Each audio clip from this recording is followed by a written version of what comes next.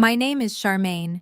I am 35 years old and somehow still healing from wounds my family inflicted.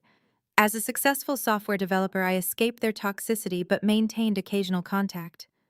Last Sunday, they invited me to an upscale brunch to catch up.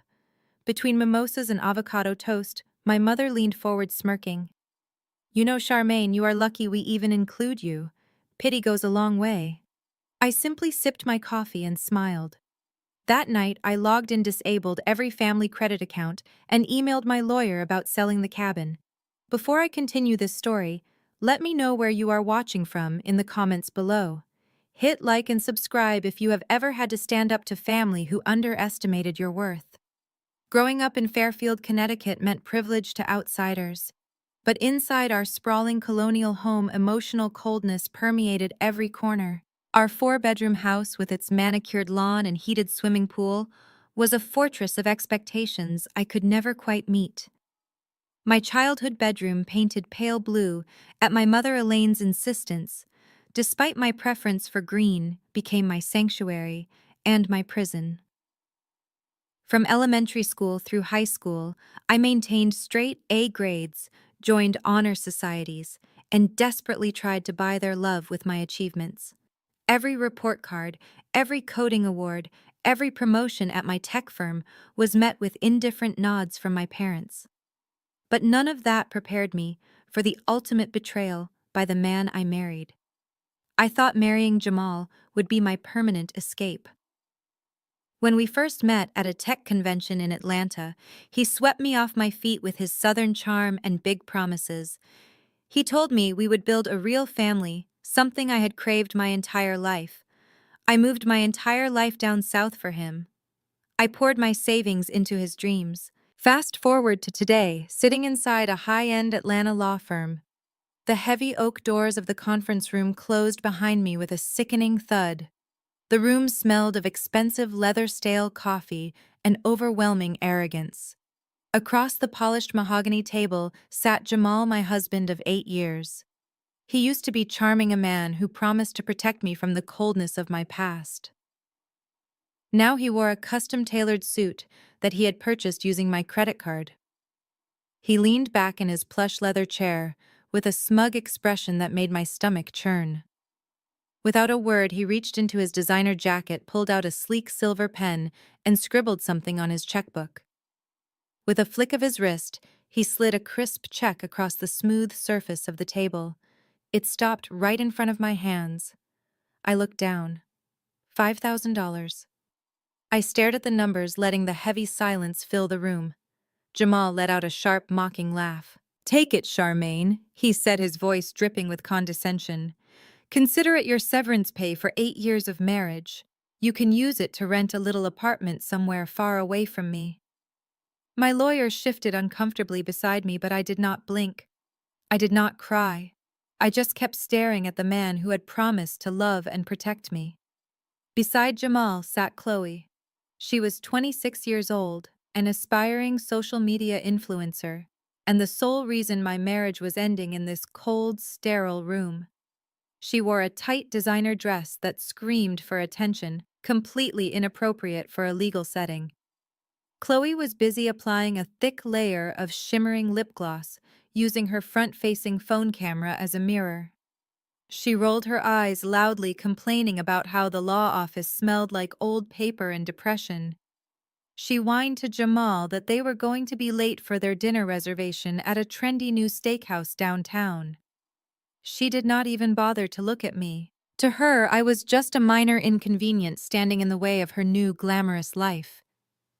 She was already busy planning how to redecorate the house I had picked out, scrolling through expensive furniture catalogs on her phone while my lawyer reviewed the documents.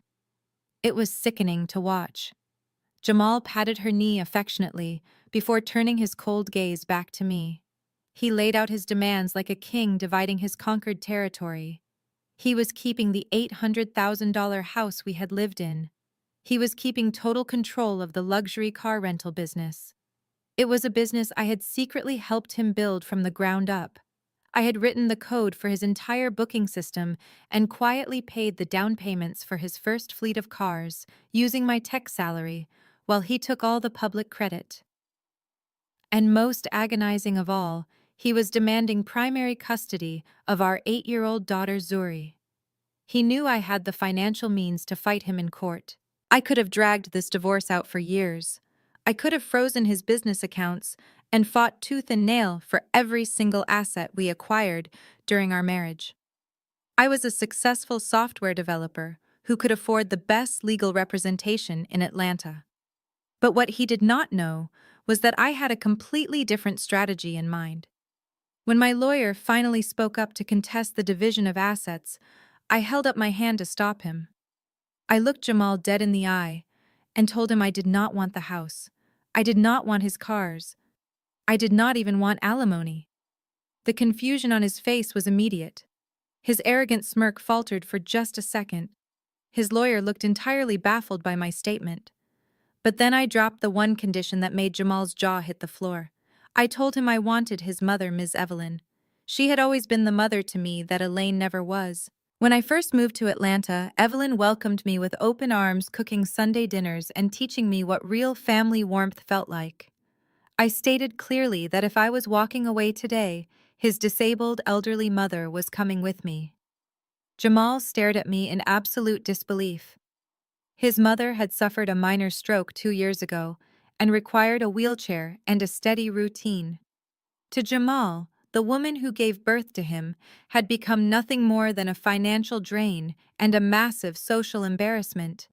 He constantly complained about her medical bills and hated how her wheelchair scuffed the hardwood floors. He hated how her presence ruined the modern, flawless aesthetic of his home when his fraternity brothers came over to watch football. Chloe actually laughed out loud when I made my demand. She leaned over to whisper something in his ear, pointing at the older woman sitting quietly in the corner of the room. Jamal shook his head, a wide, greedy smile spreading across his face. "You want the old lady?" he asked, as if I had just offered to take out the household trash for him. "Fine. Take her." He pointed at the $5,000 check resting on the table. "Like I said, consider this your payment for taking my 2 biggest headaches off my hands. You take my mother and I get my life back." Deal. He snatched the final divorce papers from his lawyer and signed them right then and there. He was practically vibrating with excitement. He truly believed he had won the ultimate victory. He believed he had stripped me of my dignity, my beautiful home, and my only child, all while discarding the mother he despised. I calmly picked up the check, folded it precisely in half, and slipped it into my purse. I stood up from the mahogany table and adjusted my blazer. I walked over to the corner of the room where my sweet 8-year-old daughter Zuri was sitting quietly on a leather sofa. My heart ached at the sight of her swinging her legs, clutching her favorite stuffed bear. I knelt down to her eye level, pulled her into a tight, warm hug, and whispered a secret promise into her ear. I told her to remember the plan we practiced. A promise and a mission only she and I understood. Zuri was a smart girl, brilliant like me, and she knew exactly how to handle the situation she was being temporarily left in. Zuri looked at me with her big brown eyes and gave me a tiny, brave nod. She knew this arrangement was only temporary. I kissed her forehead, breathing in the scent of her vanilla shampoo one last time before standing up. Then I walked over to Ms. Evelyn, whose frail hands were trembling in her lap. She looked up at me with tears welling in her eyes, silently apologizing for her son's horrific behavior. She whispered a soft apology, her voice raspy and filled with shame. I placed my hand gently over hers. "Do not apologize, Mama," I whispered back. "We are going home." "Going." I smiled warmly at her and unlocked the brakes on her wheelchair. Chloe let out a dramatic sigh of relief, loud enough for the whole room to hear. She was visibly thrilled that the large master bedroom and the expensive house would finally be hers alone without an old woman to ruin her aesthetic videos. Jamal gave me one last victorious smirk, adjusting his expensive tie. But as I pushed Ms. Evelyn toward the heavy oak doors, I let a genuine smile touch my own lips. They thought I was walking away with nothing but a worthless check and a heavy burden. They thought they had broken me. They had absolutely no idea about the massive secret Ms. Evelyn and I shared. They had no idea that by carelessly throwing his own mother away, Jamal had just handed me the key to a $20 million real estate empire hidden right in the heart of Atlanta. They did not know that the dusty, abandoned warehouse district she owned was about to become the most valuable property in the state, and my carefully calculated revenge had only just begun. I pushed the wheelchair out into the brightly lit hallway, leaving my toxic past behind me in that conference room, ready to claim the future I truly deserved. Stepping out of the towering glass building, the humid Atlanta air hit my face, but I had never felt more refreshed. Jamal had already sent a mocking text message to my phone recommending a cheap bed-bug-infested motel out by the interstate. He genuinely believed that without his supposed financial support, I would be destitute. For the entirety of our marriage, I let him believe that I was just a mid-level database manager and a low-level hospital cleaner scraping by to help pay his bills. I never corrected him when he bragged to his fraternity brothers that he was the sole provider of our household. What Jamal did not know, what I kept meticulously hidden behind shell corporations and heavy non-disclosure agreements, was that my software development skills had birthed a multi-million-dollar medical logistics company. I exclusively controlled the supply chain software for 30 major hospitals across the Southeast.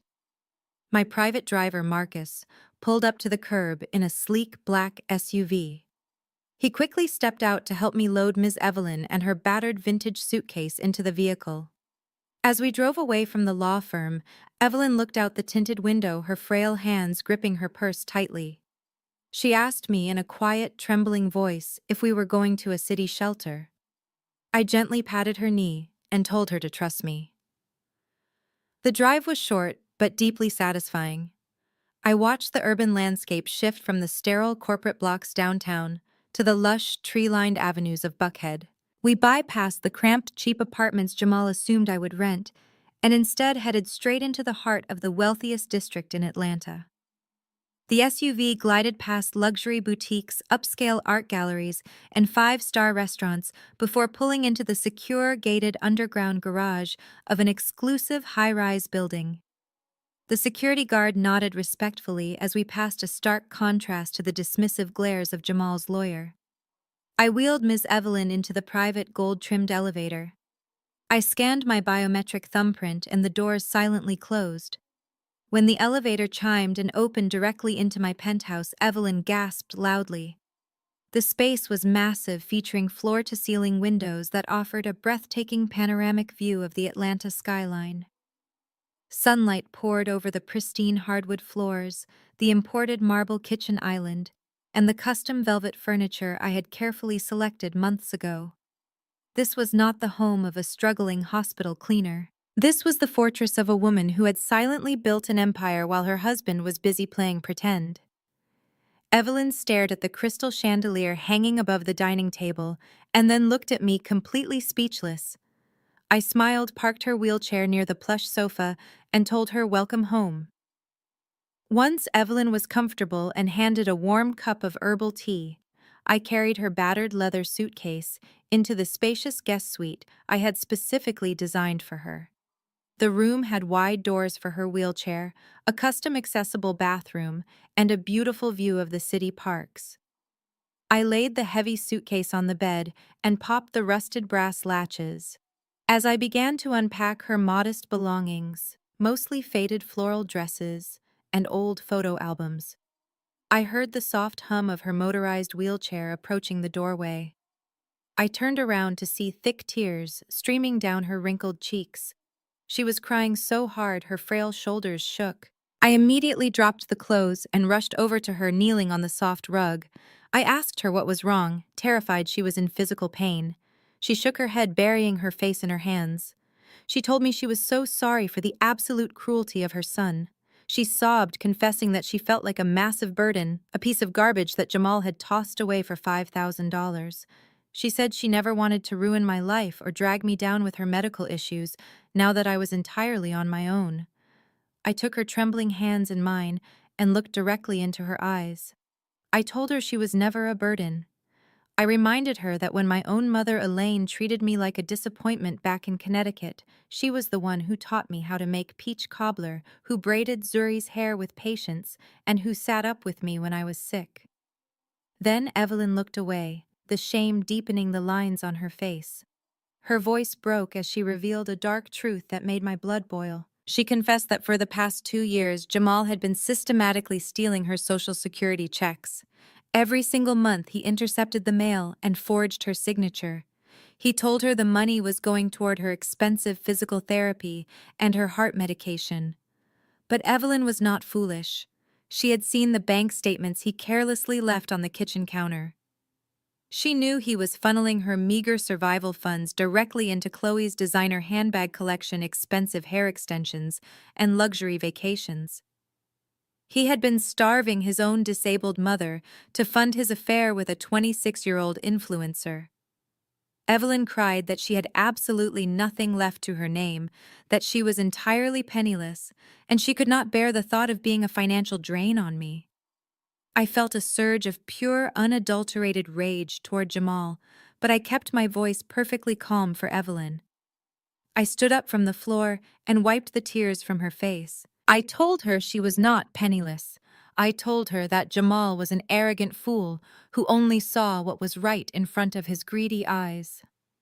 Evelyn looked confused as I walked back over to her open suitcase on the guest bed. "I did not just bring you here because I love you, Mama," I said, reaching into the suitcase. "I brought you here because it is time to take back everything he stole from you." Evelyn watched closely as I ran my fingers along the bottom of the old suitcase. She had packed it herself years ago, but she seemed to have forgotten its deepest secret. I pressed my thumbs into the corners of the worn fabric lining, found the concealed zipper I had discovered by accident when helping her pack during a hospital visit months prior, and pulled it back. Evelyn gasped sharply, her hand flying to her mouth. She had hidden something in there decades ago, long before Jamal's father passed away, and she had assumed it was completely lost to time and foreclosure. From the hidden compartment, I pulled out a thick, sealed manila envelope. The paper was yellowed and stiff with age. I walked over and gently placed it in her lap. Evelyn's hands shook violently as she broke the old wax seal and pulled out the crisp, heavy legal documents inside. It was the original deed to a massive commercial warehouse block located right in the heart of the historic Sweet Auburn district. Jamal knew about the property, of course. Years ago, he had scoffed at it, calling it a dilapidated pile of bricks in a dead neighborhood. When the property taxes piled up after Evelyn's stroke, Jamal told her he let the city foreclose on it. He told her it was worthless and not worth his time to manage. He used it as another excuse to call her a financial failure and strip away her independence. What Jamal did not know, and what I had kept absolutely secret, was that the city never foreclosed on it. 2 years ago, when I first saw the delinquency notices, I quietly hired a private attorney. I used the profits from my logistics company to pay off every single cent of the back taxes. I settled the liens. I brought the property code compliance up to date. I secured the perimeter. I did it all anonymously through a blind trust so Jamal would never find out. The property was free, clear, and fully legally owned by the woman sitting in front of me. Evelyn stared at the deed, tracing the raised ink of her name with her thumb. She looked up at me, her eyes wide with a mixture of shock, awe, and a newly ignited fire. She asked me how I managed to save it, how I had the money. I finally told her the truth about my business. I explained how I built my company in the quiet hours of the night while Jamal was out drinking, how I secured federal contracts, and how I made sure he never had access to my primary accounts. I told her that she was standing on a gold mine. The Sweet Auburn district was currently the target of the largest urban revitalization project in the history of Atlanta. Developers were aggressively buying up every square inch of land, and her warehouse block was sitting dead center in their crosshairs. I had already received preliminary inquiries from major urban development firms offering astronomical sums. They were desperate to acquire the land to build a massive tech hub and luxury shopping center. Jamal threw away a winning lottery ticket because he was too arrogant and impatient to look past the dirt. Evelyn sat silently for a long moment. The fragile weeping woman from 10 minutes ago vanished. In her place sat the resilient matriarch who had survived a lifetime of hardship. A fierce determination hardened her features. She looked down at the deed, then looked at me with absolute clarity. She wheeled herself over to the small writing desk in the corner of the guest suite. She opened the top drawer, pulled out a black ink pen, and clicked it with a sharp, decisive snap. She flipped the deed over to the transfer section. Without a single second of hesitation, she began filling out the legal fields. I stepped forward, surprised by her sudden momentum, and told her she did not have to do that.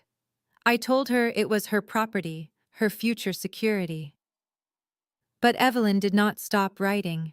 Her handwriting, usually shaky from her stroke, was incredibly firm and deliberate. She signed her name at the bottom of the page with a heavy stroke of black ink. She turned the document around and slid it across the desk toward me. She looked up, her eyes blazing with a cold, calculated justice. She declared that Jamal had traded her for $5,000. She stated that he had sold his own flesh and blood for the price of a cheap vacation. She pointed to the signature line where she had just legally transferred 100% ownership of the multi-million-dollar property directly into my name.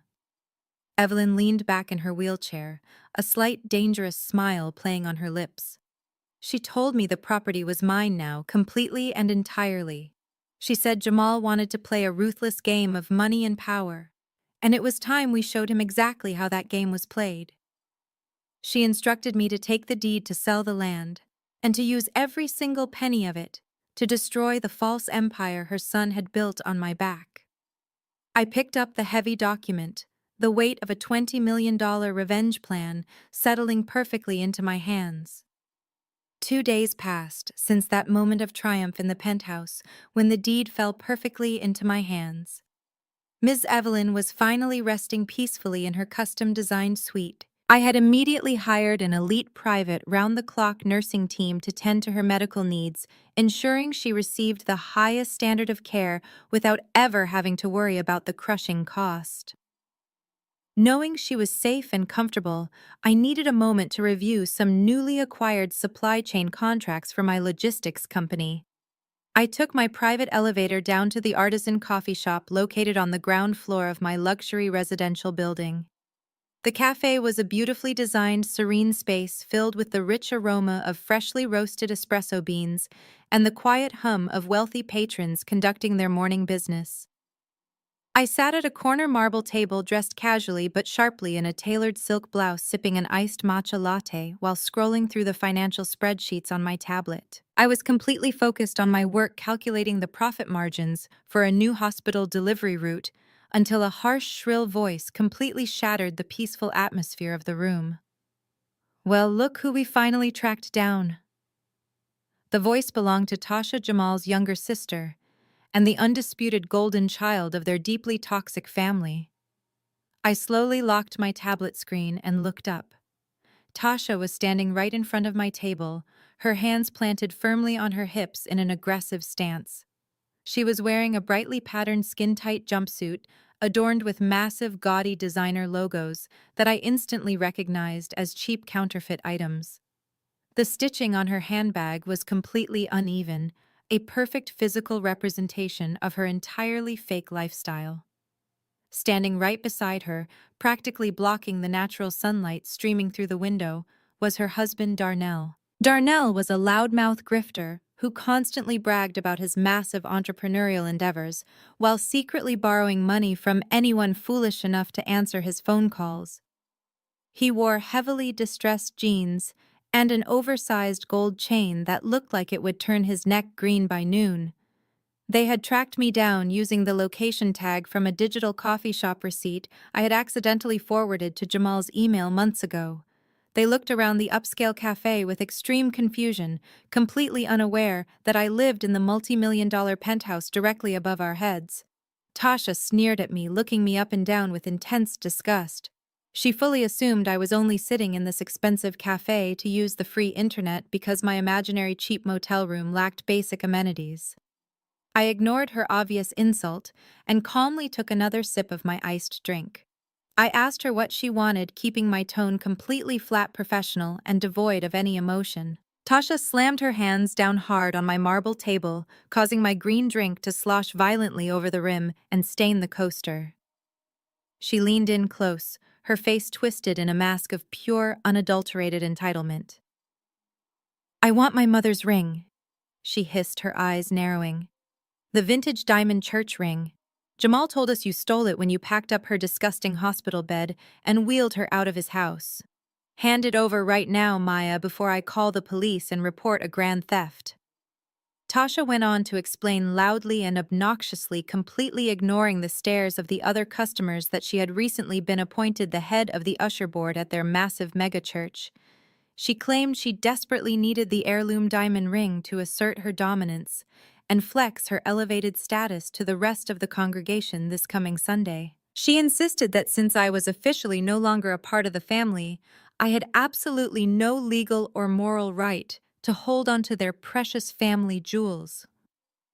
I just sat back and stared at her in silence.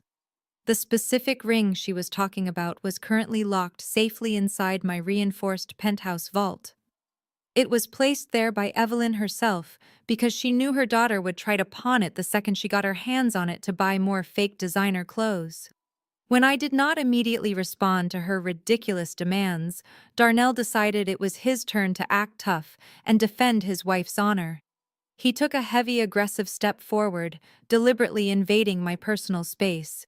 He crossed his thick arms over his chest and glared down at me, trying to use his physical size to intimidate me into submission. "Listen here." He growled, his voice a low, threatening rumble meant to strike fear into my heart. "You are going to open that little knockoff bag of yours and give my wife exactly what belongs to her family. If you make me ask you twice, we are going to have a very serious problem right here in front of all these nice people." I did not flinch. I did not break eye contact with Darnell for even a fraction of a second. I refused to let him see an ounce of fear. Instead, I calmly reached down into my authentic, limited edition leather tote bag. Tasha smiled triumphantly, holding out her manicured hand, fully expecting me to produce the velvet jewelry box and hand it over in defeat. But I did not pull out a ring. I wrapped my hand around a thick, heavy 3-ring binder. I hoisted it out of my bag and slammed it down onto the marble table with a deafening crack. The sharp sound echoed through the quiet coffee shop like a gunshot, causing dozens of patrons to turn their heads and stare directly at our table. Tasha yanked her hand back in absolute shock, her triumphant smile completely vanishing. "What is this garbage?" she demanded, staring at the thick binder resting between us. I reached out and flipped the heavy plastic cover open. The pages inside were filled with hundreds of highly organized, color-coded, and highlighted medical documents. I looked right into Tasha's eyes and raised my voice just enough so the surrounding tables could hear every single word I was about to say. "These are 2 entire years of your mother's medical bills," I announced clearly and firmly. "Every single hospital stay, every massive copay for her specialized heart medication, every grueling physical therapy session, and the enormous cost of the custom motorized wheelchair she desperately needs to survive." I flipped aggressively through the crisp pages, pointing to the bottom right corner of each separate document. "And right here on every single line is my signature, paid in full, directly from my private bank accounts." I stood up from my chair, suddenly leveling the playing field and forcing them to look me in the eye.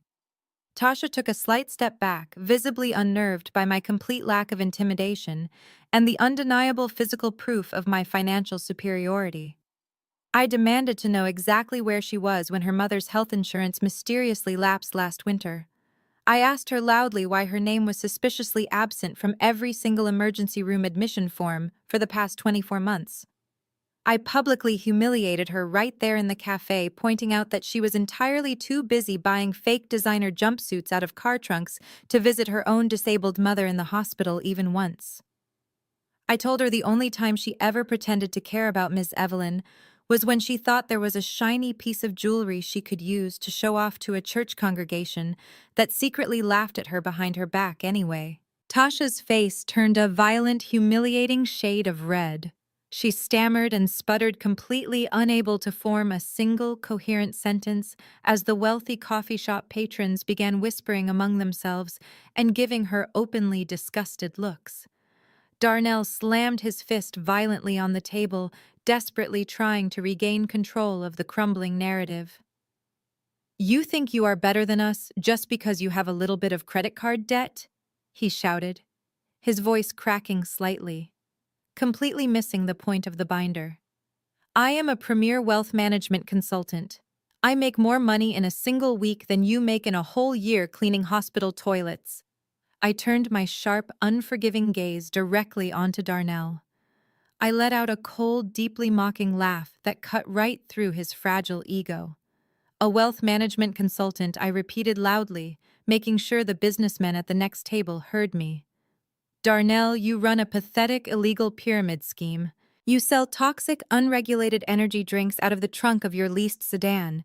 You have completely maxed out 3 separate credit cards under Tasha's name. And just last month, you literally begged Jamal for $500 to keep your electricity from being shut off.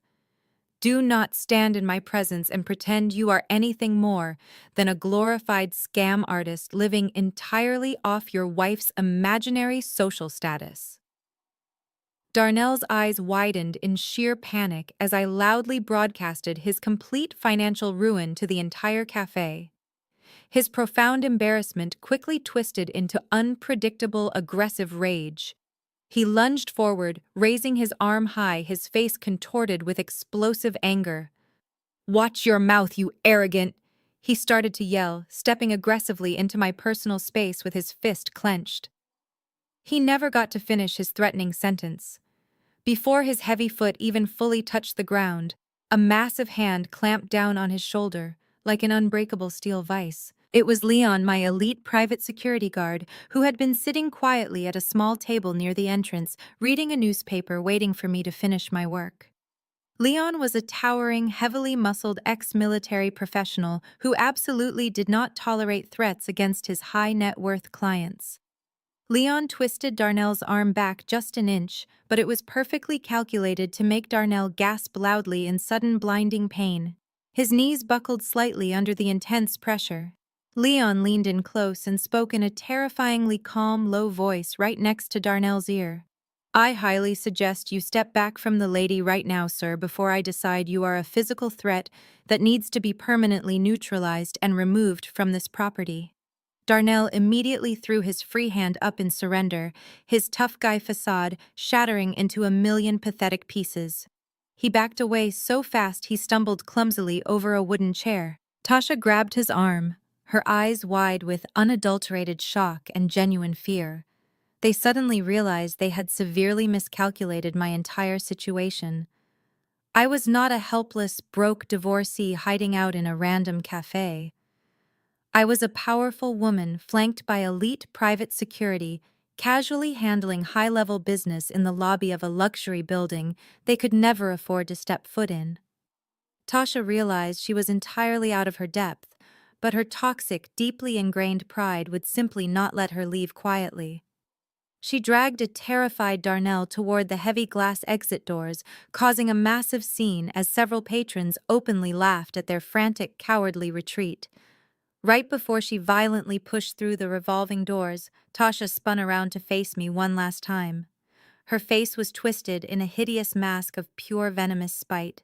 She pointed a shaking, manicured finger directly at my chest. "You think you have won?" she screamed, her shrill voice echoing off the expensive glass walls of the building. "You are going to deeply regret this.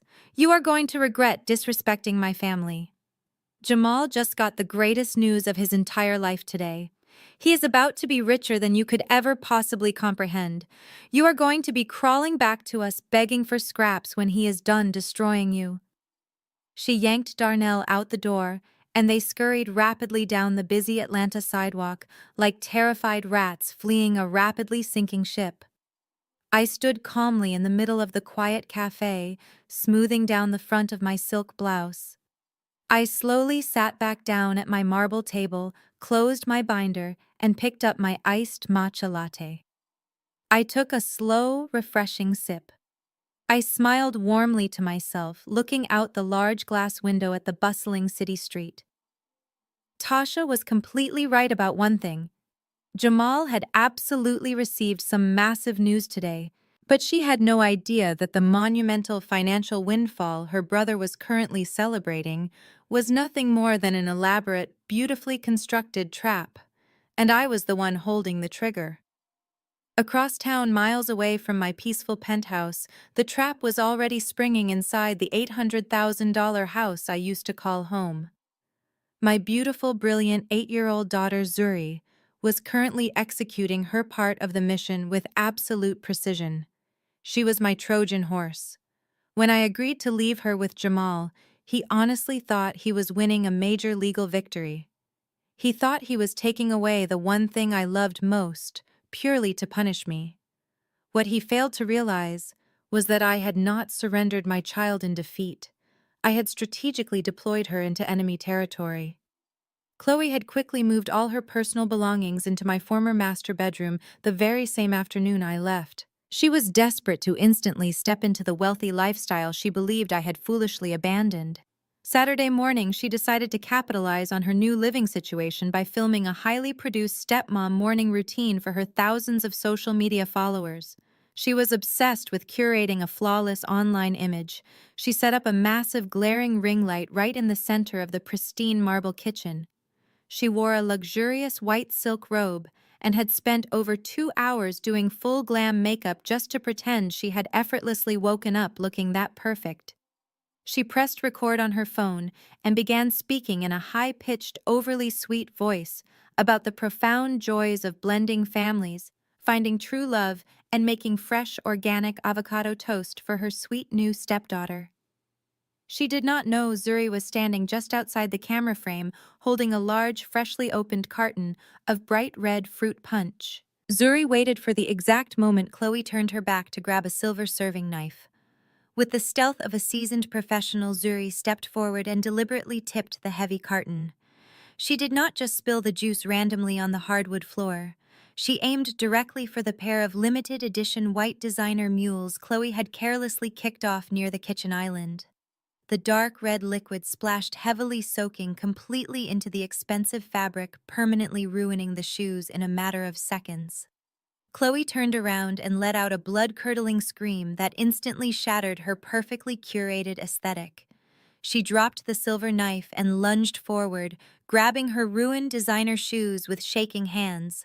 She completely lost her temper, dropping the fake sweet voice and screaming at Zuri. She called my daughter a clumsy little brat, aggressively pointing her finger in Zuri's face, and threatened to lock her in her bedroom without television for the rest of the entire weekend. But Zuri was entirely prepared for this exact reaction.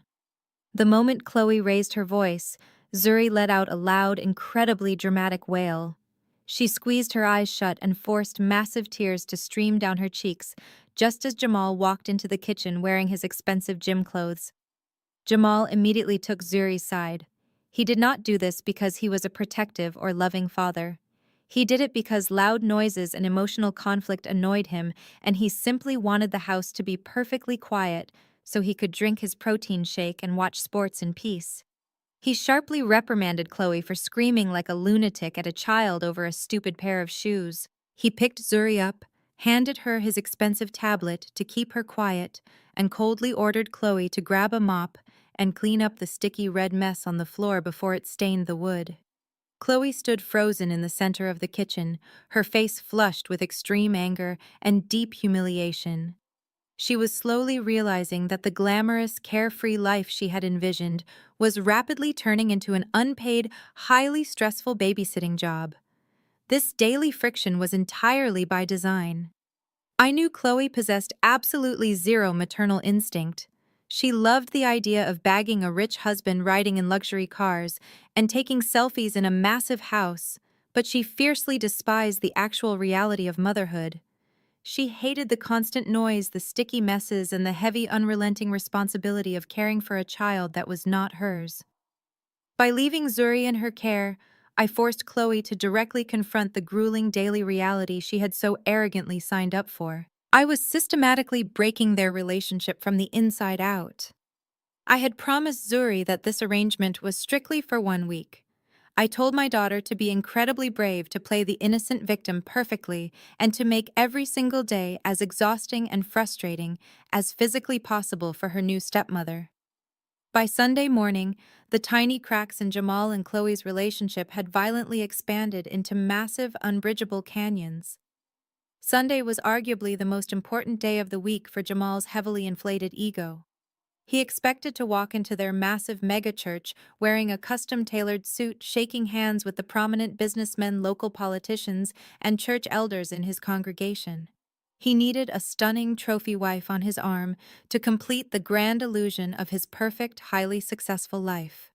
He needed Chloe to temporarily drop the influencer act and play the role of the devoted conservative first lady of their household. I knew the exact details of this argument because the fallout was absolutely spectacular. Jamal had walked into the master bedroom adjusting his expensive watch and found Chloe putting the finishing touches on her outfit. She was wearing a skin-tight, deeply cut neon dress that was entirely inappropriate for a Sunday morning church service. He stopped dead in his tracks and demanded that she change immediately into something much more modest.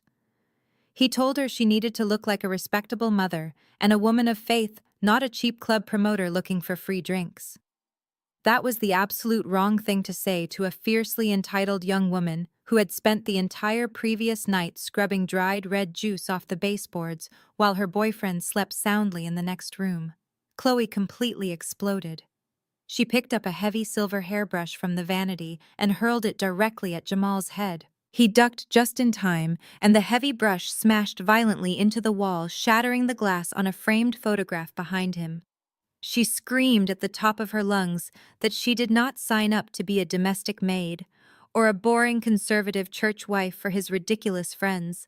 She yelled that he had promised her a life of endless luxury, expensive shopping sprees, and exotic vacations, not a life trapped inside a suffocating house dealing with a screaming kid while he ignored her needs. Jamal yelled back, his deep voice booming aggressively down the hallway. He called her ungrateful, selfish, and childish. He pointed a firm finger at her and angrily reminded her that she was currently living entirely off his money, driving a car he paid for, and sleeping in a house he provided. He demanded she show some basic respect for his authority and do exactly as she was told if she wanted to continue enjoying his wealthy lifestyle. The argument quickly devolved into a vicious, ugly screaming match. Their voices echoed through the large, empty house filled with vicious personal insults and deep-seated resentment that had been brewing since the moment I walked out the door. They were so entirely consumed by their own toxic, selfish battle that they completely forgot about the 8-year-old girl supposedly under their care. They forgot that Zuri was remarkably observant, highly intelligent, and operating under very specific instructions from her real mother. They had absolutely no idea that while they were violently tearing each other apart in the upstairs hallway, my daughter was quietly slipping into Jamal's private home office on the ground floor. Zuri gently pushed the heavy office door open until it was just a crack wide. She crept silently across the plush carpet, remembering the exact mission I had whispered to her in the lawyer's office just a few days ago. She walked purposefully over to Jamal's massive mahogany desk. Sitting right next to his expensive computer monitor was a sleek, modern digital clock displaying the time in bright white numbers. I had personally purchased that specific clock for him months ago, under the guise of an early anniversary present. Zuri reached out with her small hands and carefully adjusted the angle of the clock just a tiny fraction of an inch. She made absolutely sure the dark glass face of the device was pointed directly toward the center of the room and had a clear, unobstructed view of the hallway through the partially open door.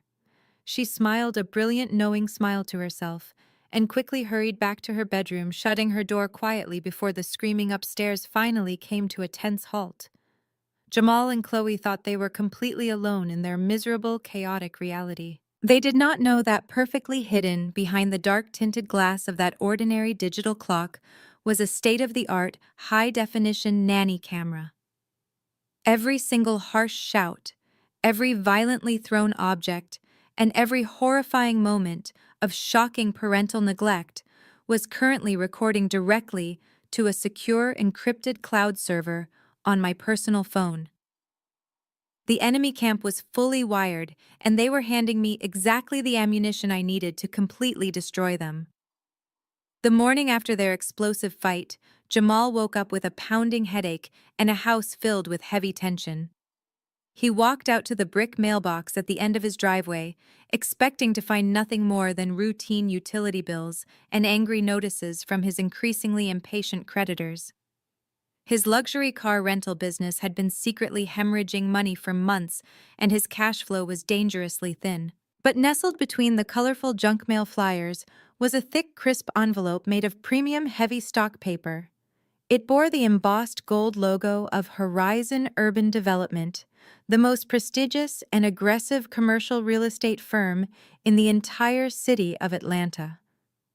Jamal tore the envelope open, right there on the concrete driveway, the humid morning air suddenly feeling electric. As his eyes scanned the formal legal jargon printed on the heavy pages, his heart began to pound violently against his ribs. The city was aggressively moving forward with a massive historic revitalization project in the Sweet Auburn district. They needed to immediately acquire the massive abandoned commercial warehouse block to serve as the anchor for a sprawling new technology hub and luxury shopping center. And printed right there at the bottom of the page, in bold, undeniable black ink, was a formal buyout offer: $20 million. Jamal physically dropped to his knees on the driveway. He let out a loud, victorious shout that echoed down his quiet suburban street, causing the neighbor's dog to bark wildly. In his twisted, incredibly arrogant mind, he did not see this as his elderly mother's sudden fortune. He saw it entirely as his own personal lottery ticket. Years ago, when Miss Evelyn had first suffered her stroke and was heavily medicated in a rehabilitation facility, Jamal had taken cruel advantage of her vulnerable state. He had secretly drafted a sweeping comprehensive power of attorney document. He brazenly forged her signature on the dotted line and paid off a shady, unethical notary to officially stamp it.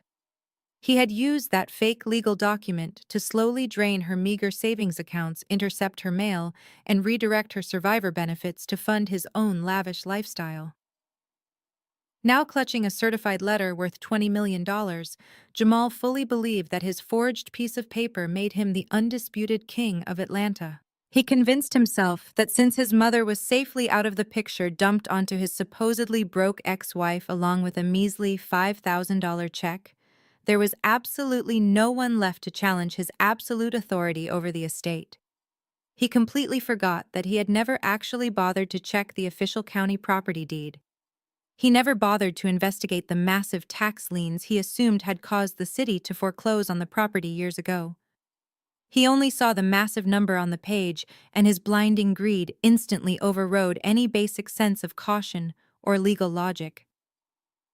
Jamal sprinted back inside the large house, completely ignoring the sticky juice stains still ruining the kitchen floor.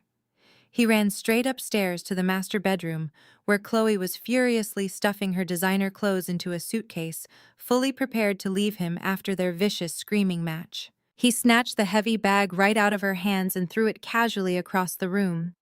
Before she could start yelling again, he shoved the $20 million offer letter directly into her face.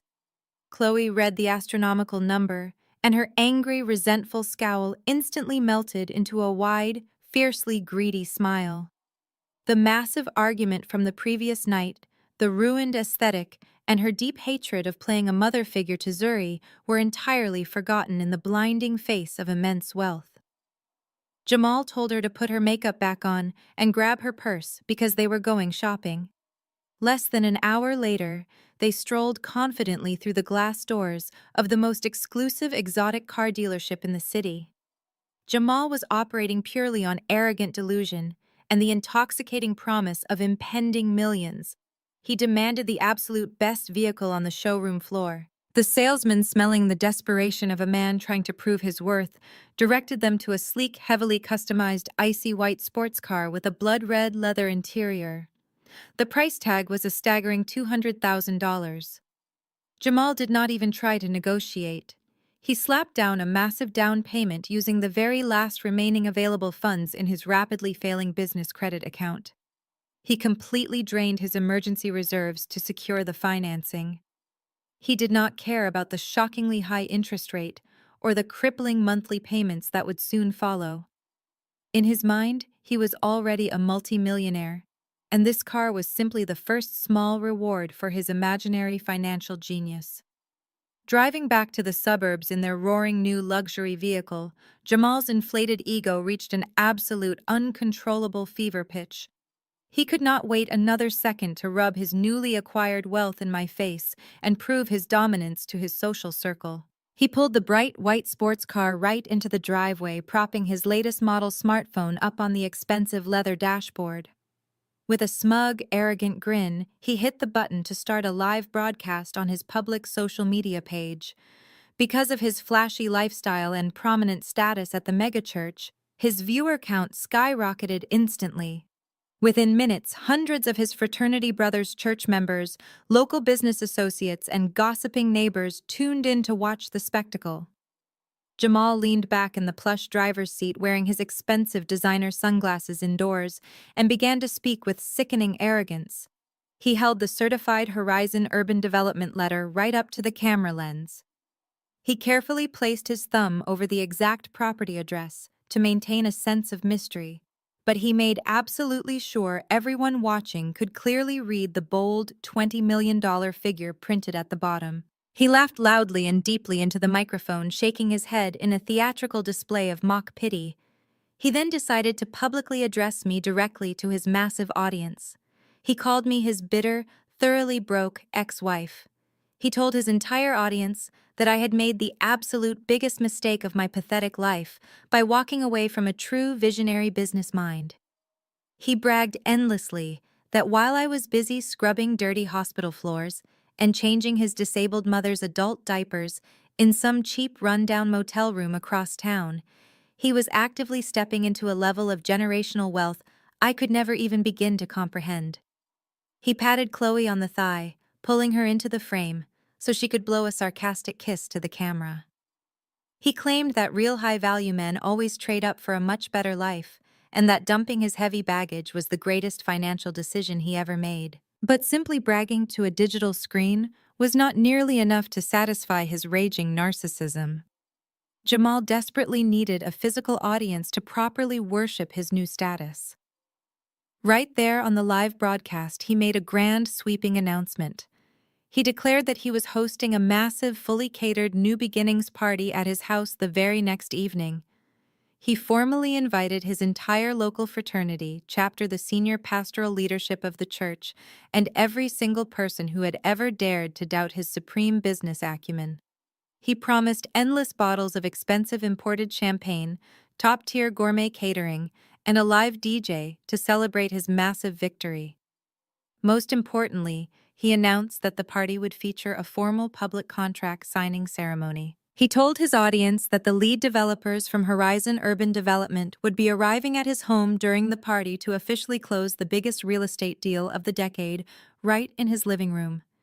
He wanted the entire city of Atlanta to witness his glorious coronation as the newest real estate mogul in the state. He wanted to cement his legacy as a financial titan while simultaneously humiliating me in front of everyone we both knew. The live video ended with Jamal revving the incredibly loud engine of the sports car, the sound echoing obnoxiously through his quiet neighborhood.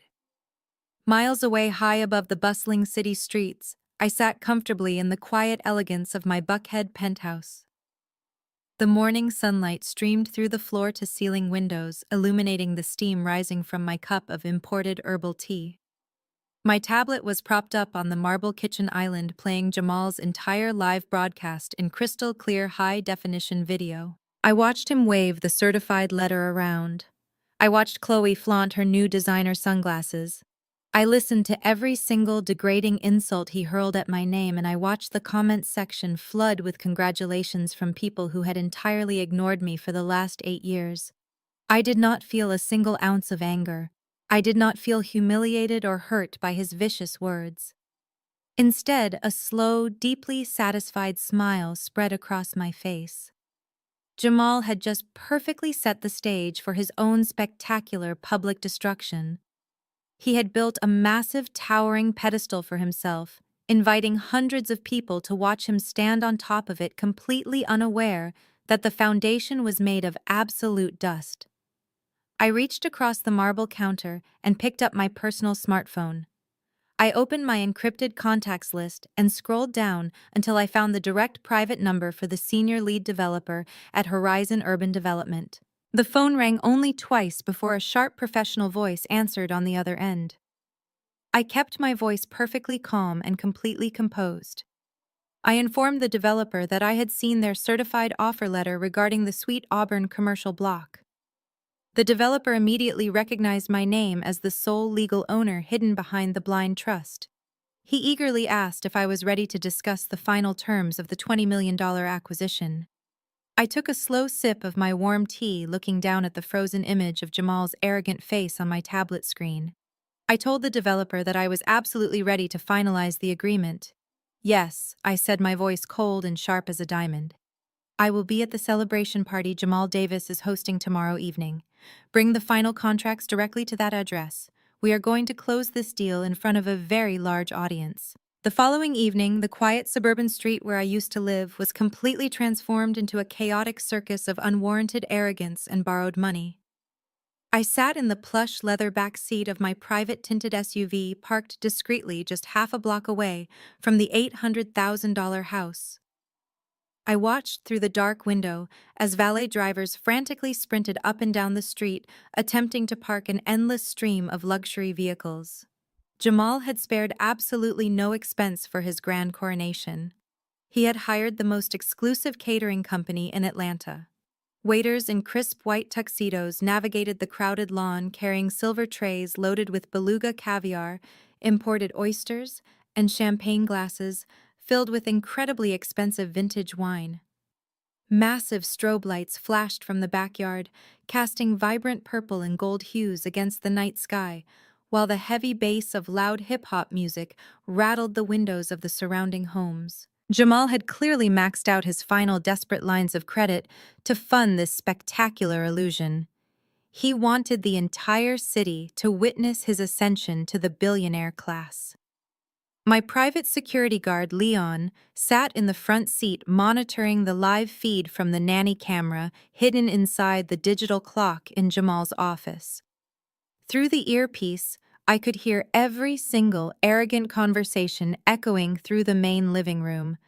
Tasha and Darnell were currently holding court near the massive marble fireplace, acting as if they were the wealthy aristocrats of Atlanta. Tasha was wearing another hideous skin-tight designer knockoff, holding a crystal champagne flute and loudly bragging to the senior pastor's wife. She claimed that Jamal was going to buy her a sprawling vacation villa in Cabo San Lucas by the end of the month. She boasted that her family had always possessed superior business genetics and that they were finally taking their rightful place among the global elite. Right beside her, Darnell was aggressively handing out his cheap glossy business cards to Jamal's wealthy fraternity brothers. He was brazenly pitching his illegal pyramid scheme, falsely claiming that he had been officially appointed as the chief financial officer of Jamal's new real estate empire. He promised them guaranteed returns on their investments, trying to hustle thousands of dollars from unsuspecting guests who believed his close proximity to Jamal made him legitimate. Meanwhile, Chloe was treating my former living room like her own personal photography studio. She had hired a professional videographer to follow her around for her social media channels. She posed dramatically next to a massive, ridiculous ice sculpture carved into the shape of a giant dollar sign. She wore a sparkling diamond necklace that Jamal had undoubtedly purchased on credit just hours before. She looked down her nose at the older church members refusing to speak to anyone who did not have a massive social media following. She was completely intoxicated by the delusion of endless wealth, entirely unaware that the foundation of her glamorous new life was actively crumbling beneath her expensive designer shoes. Suddenly, a sleek black town car pulled smoothly into the circular driveway, bypassing the chaotic valet stand. A sharp, distinguished man stepped out of the back seat. He wore a perfectly tailored charcoal suit, carried a slim leather briefcase, and possessed an aura of absolute, undeniable authority. It was Mr. Sterling, the senior lead developer for Horizon Urban Development. He walked up the front steps, his face completely unreadable and strictly professional. Inside the house, Jamal spotted Mr. Sterling walking through the grand foyer.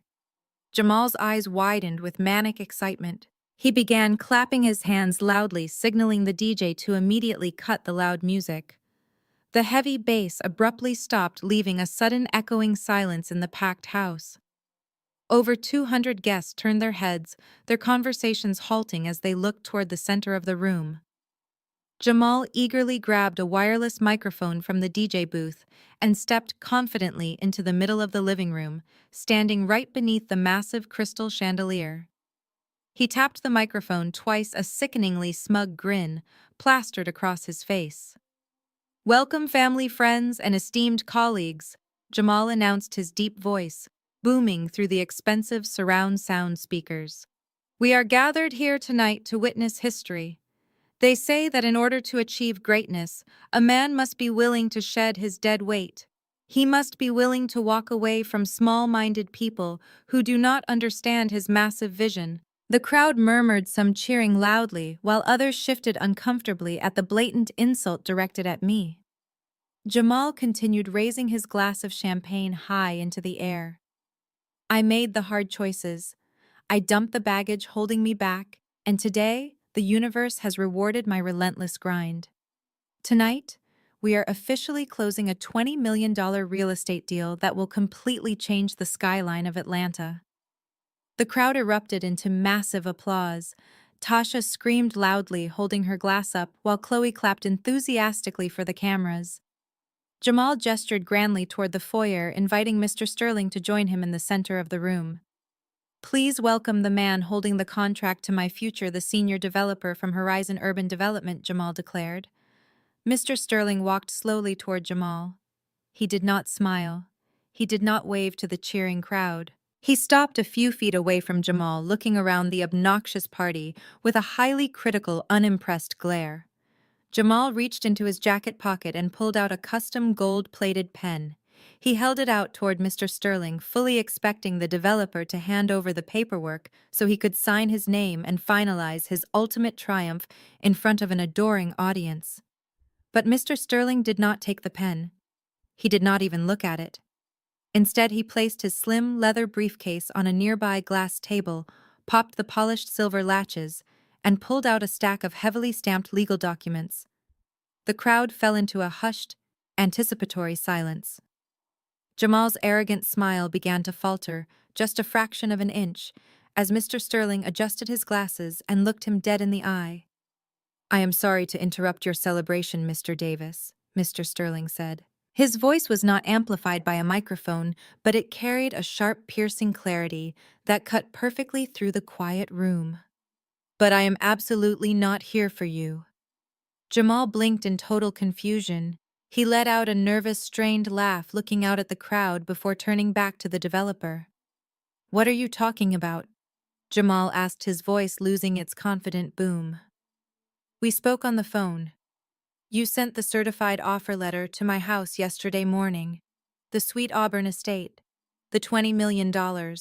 Hand over the contracts so we can get this done." Mr. Sterling did not flinch.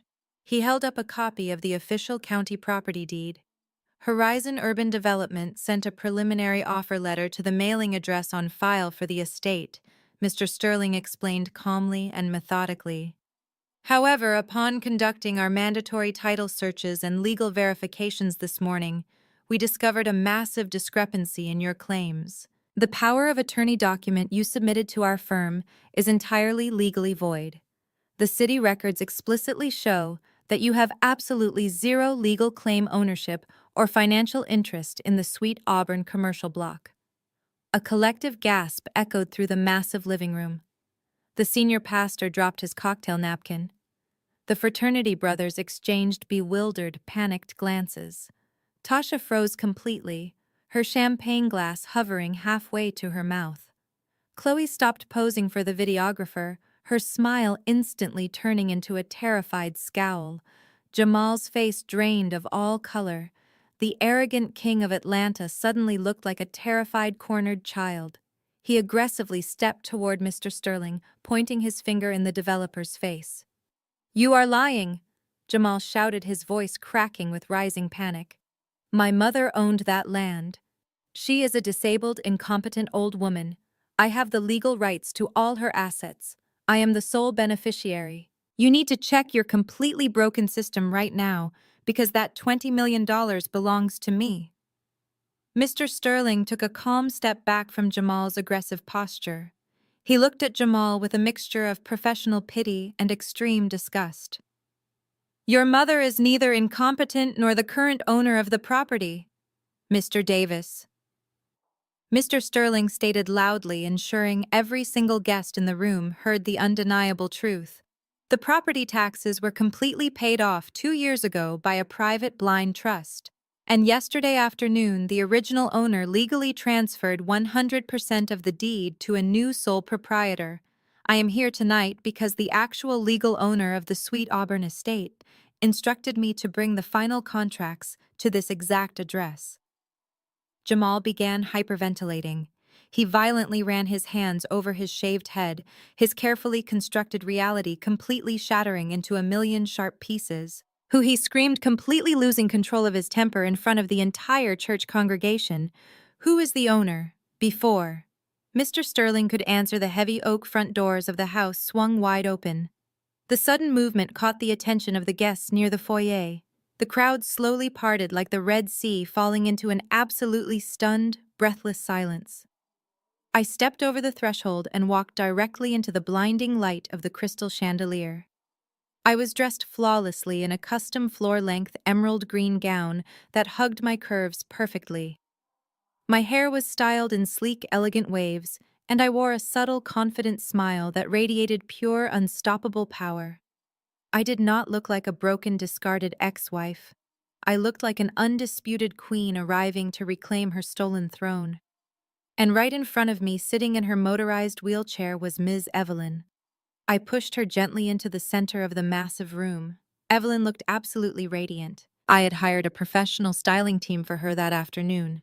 She wore a beautiful tailored silver dress, her hair was freshly pressed, and she held her chin high with the profound dignity of a matriarch who had finally been set free from her abuser. Jamal stared at us, his eyes practically bulging out of his skull. His mouth opened and closed repeatedly, but absolutely no sound came out. He looked at my stunning gown, then at his mother, and then finally at the heavy legal documents resting in Mr. Sterling's hands. The horrifying realization slammed into him like a speeding freight train. I walked calmly through the silent, staring crowd, leaving Evelyn parked comfortably near the edge of the impromptu stage. I stepped right up to the marble fireplace, stopping mere inches away from my trembling, hyperventilating ex-husband.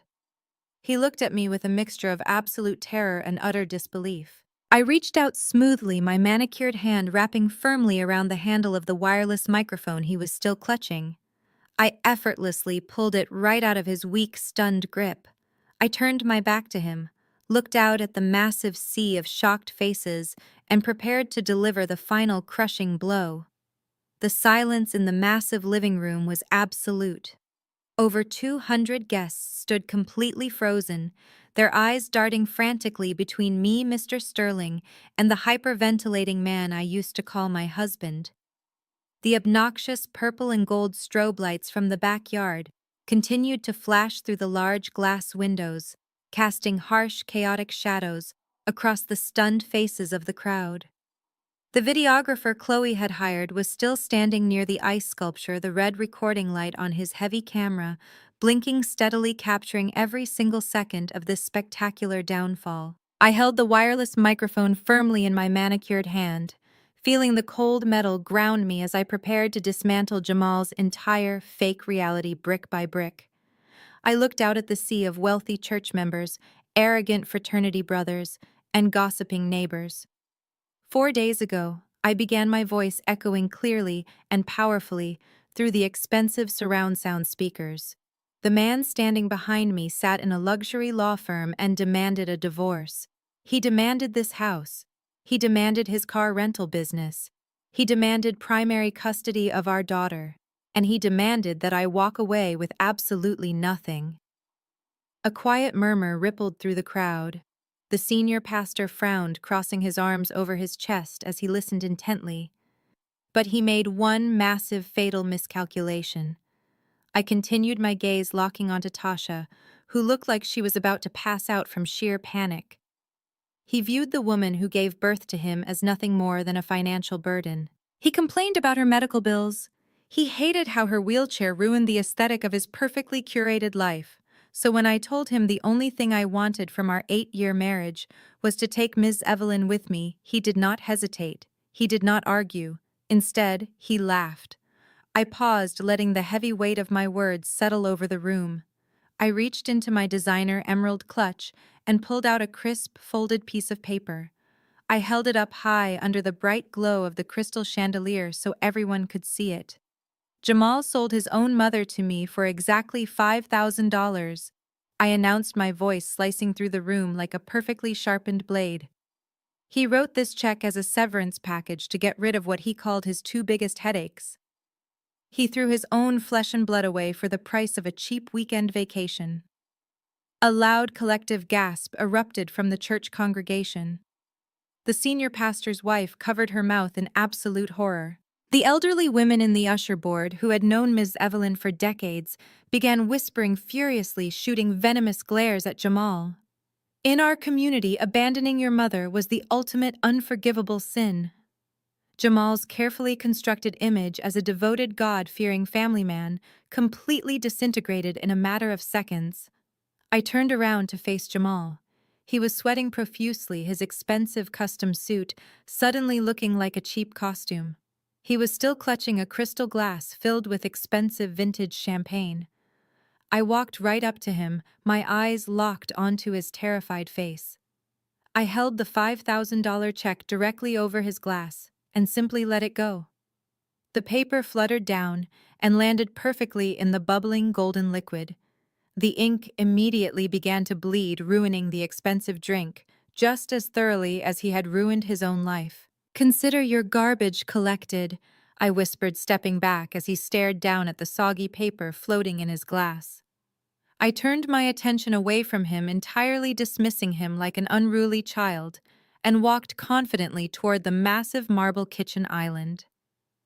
Mr. Sterling was waiting there, his leather briefcase open, the heavy legal documents arranged in a perfectly neat stack. He handed me a sleek, custom-engraved pen with a respectful nod. The crowd watched in breathless silence as I leaned over the cool marble. With a few swift, deliberate strokes of the pen, I formally executed the contract. I signed my name permanently, securing the $20 million acquisition of the Sweet Auburn estate. I handed the pen back to Mr. Sterling. "Congratulations, ma'am," he said loudly enough for the front row of guests to hear. "The funds will be securely transferred to your private accounts by tomorrow morning." I thanked him warmly, and he quickly packed up his briefcase, casting one final pitying look at Jamal before walking out the front door. He did not even bother saying goodbye to the man who had invited him. I picked up the microphone again, turning back to the stunned audience. "For years, Jamal told all of you that I was just a low-level hospital cleaner," I said, making direct eye contact with a group of his fraternity brothers who had always treated me with blatant disrespect. "He let you believe he was the sole provider, the brilliant business mind carrying the weight of our family. The truth is, I own a highly lucrative medical logistics company. I secure multi-million-dollar federal supply chain contracts. I paid the down payments for his first fleet of rental cars. And I was the one who secretly paid off the massive tax liens on the Sweet Auburn property, ensuring it remained fully under Ms. Evelyn's legal control until she graciously transferred the deed to me yesterday." Jamal let out a pathetic, strangled sound. He was backed up against the marble fireplace, pulling nervously at his silk tie as if it were suddenly choking him. But I was not finished. I walked toward the center of the room, gesturing broadly to the high ceilings, the expensive artwork, and the towering glass windows. "Since we are clearing the air tonight, I think it is incredibly important to discuss the very ground we are standing on," I announced. "Jamal loves to brag about this $800,000 house. He loves to show it off on his live broadcasts. But what he conveniently failed to mention to his followers is that his luxury car rental business has been secretly hemorrhaging money for over a year. He is drowning in high-interest debt. To fund his lavish lifestyle and buy expensive gifts for his new girlfriend, he took out a massive, highly leveraged commercial business loan. And he used this exact house as the primary collateral. Chloe let out a sharp shriek. She dropped her designer purse onto the hardwood floor, her face completely pale. She stared at Jamal, realizing that the millionaire she thought she had successfully stolen was actually entirely broke. I looked directly at Jamal, my smile fading into a cold, hardened expression of pure business. "When you filed for divorce, you thought you were protecting your assets," I said, my tone completely merciless. "You thought you were leaving me with nothing, but the bank holding your massive business loan recently bundled their high-risk commercial debts and sold them to a private investment firm, a firm that is wholly owned by my logistics company." The realization hit the room like a physical shockwave. Darnell, who had been aggressively passing out his fake business cards just 10 minutes ago, slowly backed away into the shadows, desperately trying to distance himself from the radioactive fallout. Tasha looked like she was going to be physically sick. She realized that the brother she had relentlessly championed was a complete and total fraud, and the sister-in-law she had viciously mocked was now her incredibly wealthy landlord. "Jamal," I said clearly into the microphone, "you have missed 3 consecutive payments. You are officially in severe default. I own the paper on this house. I own the paper on your business. And I am officially calling in the debt. You and your ridiculous girlfriend have exactly 48 hours to pack up your cheap designer knockoffs and vacate my property. If you are still inside this house by Tuesday morning, I will have the county sheriff physically drag you out onto the front lawn." The party completely imploded. The church gossips began talking loudly, their voices overlapping in a frantic frenzy of scandalized whispers. The fraternity brothers aggressively set their champagne glasses down on the tables and began walking toward the exit, refusing to be associated with a man who had just been publicly humiliated and financially ruined by his ex-wife. Chloe completely lost her mind. She ran up to Jamal, hitting him hard in the chest with her fists, screaming that he was a broke liar and a pathetic loser, before turning around and sprinting up the stairs to pack her bags. Jamal's fragile, massive ego could not handle the sheer magnitude of his public destruction. He watched his friends leave. He watched the pastor shake his head in disgust.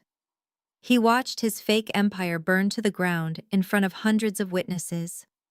Something dark and violent snapped inside his brain. He let out a furious animalistic roar and lunged across the living room directly at me.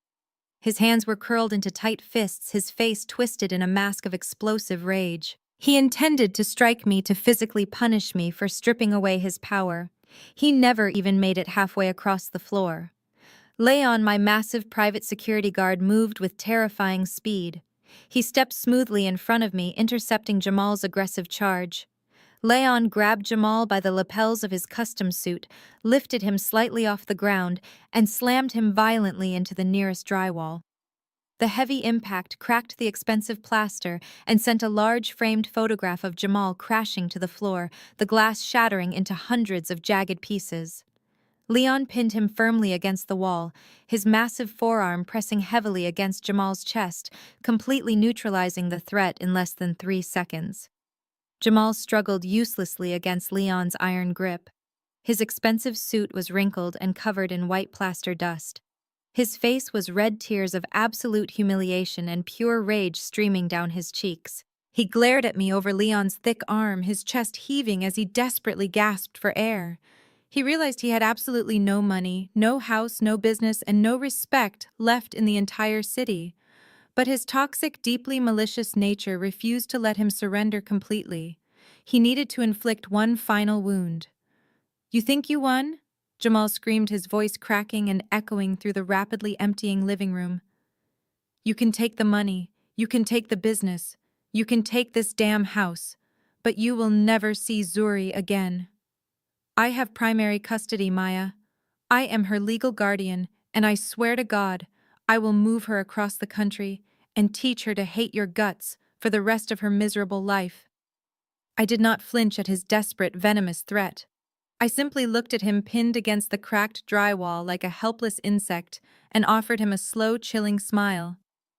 "You can certainly try, Jamal," I replied, my voice completely steady. "But you are going to need a lot of money to move across the country. And as of right now, you do not even have enough credit left to buy a bus ticket." I signaled to Leon. He effortlessly released his iron grip, letting Jamal slide down the wall and slump onto the expensive hardwood floor. I turned around, grasped the handles of Ms. Evelyn's wheelchair, and pushed her calmly out of the massive front doors. We descended the front steps and climbed into the waiting, air-conditioned comfort of my private SUV. As the driver pulled away from the curb, leaving the ruined remains of my ex-husband's life in the rearview mirror, I knew the most critical phase of my plan was about to unfold inside that house. The aftermath of my dramatic departure was swift and brutal. Within 20 minutes, the sprawling $800,000 house was completely abandoned by every single guest. The caterers hastily packed up their silver trays, demanding cash payment that Jamal could not provide, before angrily driving off. The DJ dismantled his equipment in absolute silence. Even Tasha and Darnell slipped out through the back patio door, too cowardly to face Jamal after his humiliating public exposure. The loud, obnoxious hip-hop music was replaced by a heavy, suffocating silence. The flashing purple and gold strobe lights had been unplugged, leaving the massive living room bathed in the harsh, unforgiving glare of the overhead lights. Plaster dust settled over the ruined ice sculpture, which was rapidly melting onto the floor. Jamal remained slumped against the wall for a long time. His mind was racing frantically, trying to find a loophole, a hidden account, or some imaginary lifeline. He pulled out his smartphone and aggressively dialed the automated number for his primary business credit card. He typed in his account number with trembling fingers, praying he had enough available credit to hire a vicious divorce attorney to fight me. The automated voice delivered the crushing blow. His account was completely frozen. He tried his personal gold card. Frozen. He tried the joint checking account he had drained months ago, overdrawn and locked.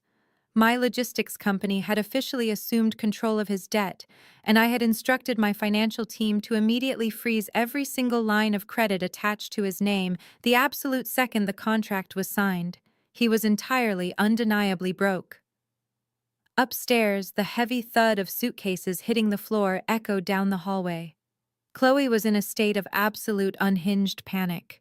She had sprinted into the master bedroom, thrown open her massive walk-in closet, and began frantically stuffing her expensive designer dresses, shoes, and handbags into her expensive luggage. She did not care about folding anything. She only cared about salvaging whatever items she could potentially pawn or sell to maintain her illusion of wealth.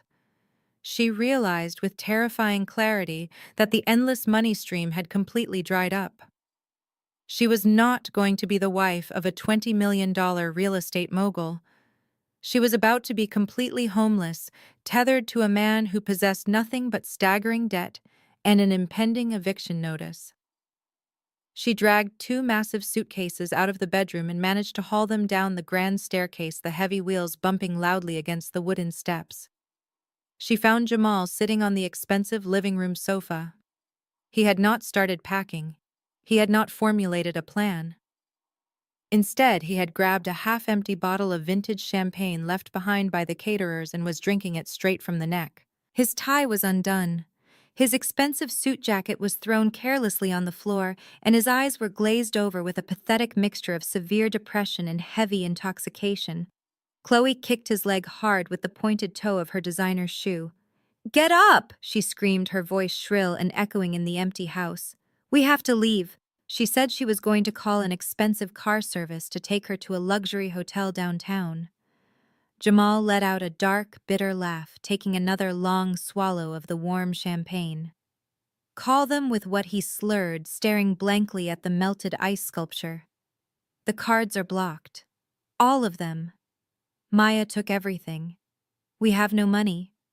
We have nowhere to go." Chloe's face contorted in absolute horror.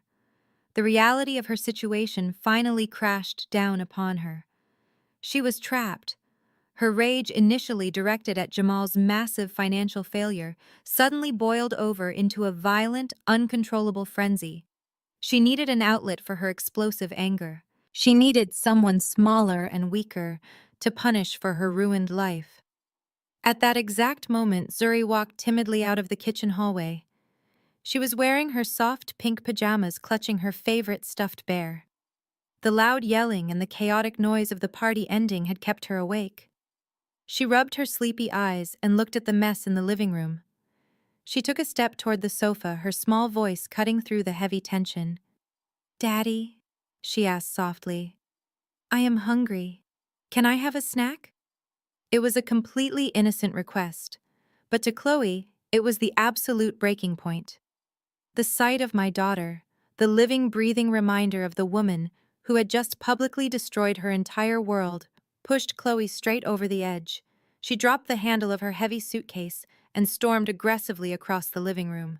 Jamal did not even look up. He took another deep drink from his bottle, entirely ignoring his daughter's presence and the violently angry woman marching toward her. Chloe reached Zuri in 3 long strides.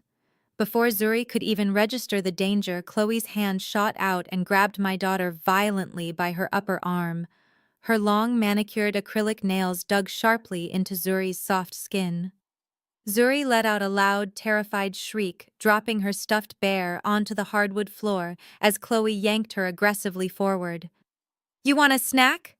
Chloe screamed, getting right into Zuri's tearful face. Her breath smelled of stale wine and pure hatred. "You think anyone cares if you are hungry? Look around you, you little brat. Everything is gone. Your precious mother abandoned you. She dumped you here because she does not want you. She hates you. We all hate you." Zuri began to cry loudly, genuine tears of fear mixing with the strategic role she was playing. She struggled against Chloe's tight grip, crying out for her father. "Daddy, help me! She is hurting me, Daddy!"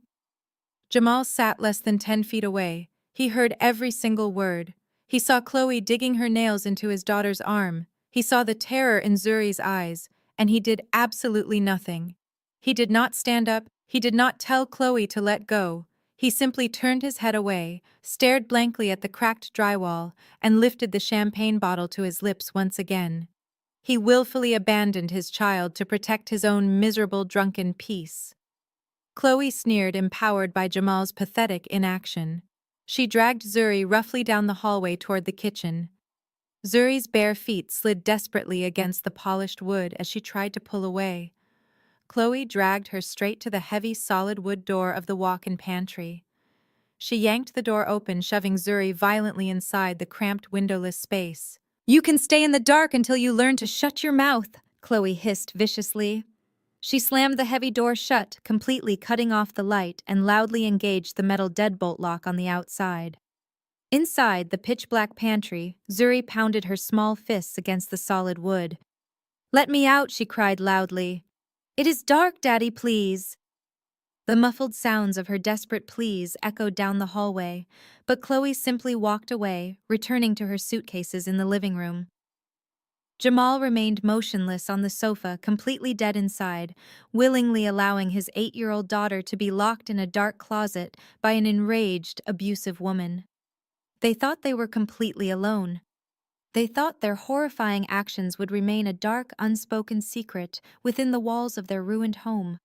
They thought nobody was watching. But right across the hallway, through the partially open door of Jamal's home office, the sleek digital clock sat perfectly positioned on the mahogany desk. Behind its dark glass face, the high-definition lens of the hidden nanny camera captured every single horrifying second of the abuse.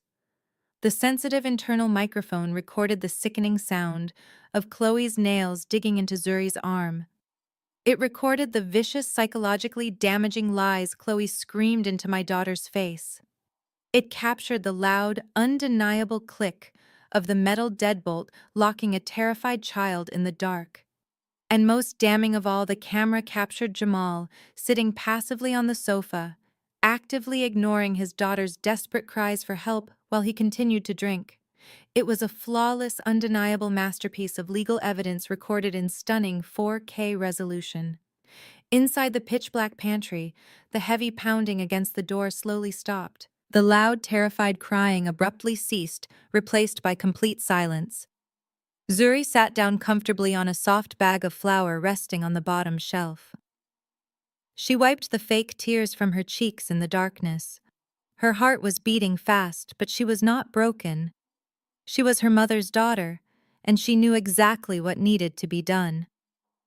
She reached up and tapped the screen of the sleek smartwatch strapped securely to her wrist. The small device emitted a faint, comforting blue glow in the dark closet. I had explicitly disabled all the distracting games and features on the watch, programming it with only one function: a direct encrypted text message line to my personal phone. Zuri quickly opened the messaging application. With steady, incredibly brave fingers, she typed out the single prearranged code word we had practiced a dozen times before I left her there. Checkmate. She pressed send. The tiny screen confirmed the message was delivered. She leaned back against the shelves, safe in the knowledge that her part of the dangerous mission was officially over. Now it was my turn to completely obliterate them. Miles away, sitting in the back of my luxury SUV as we drove toward my Buckhead penthouse, my phone vibrated sharply in my hand. I looked down at the illuminated screen. The single word glowed brightly against the dark background. A fierce, protective fire ignited in my chest. I immediately forwarded the live cloud server link containing the horrifying 4K video footage directly to my senior legal team. I told my driver to turn the vehicle around immediately. We were not going home.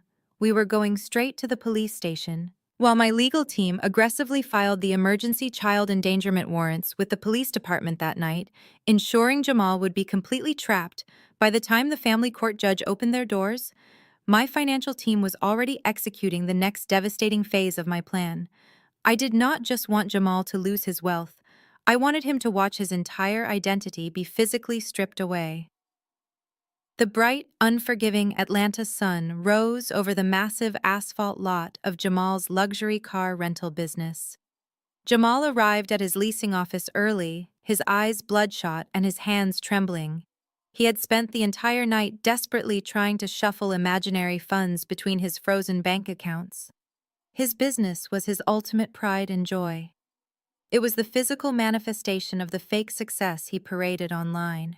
Parked in perfect gleaming rows across the lot were the pristine Mercedes SUVs, Range Rovers, and customized Bentleys he rented out to local rappers, athletes, and wannabe social media influencers. He barely had time to unlock the glass front door of his office before the deep, vibrating rumble of heavy diesel engines shook the pavement beneath his expensive leather shoes. A massive, highly coordinated convoy of heavy-duty tow trucks and extended flatbeds rolled aggressively onto the private lot. They moved with military precision, immediately blocking the front gates and the rear exits so nothing could escape.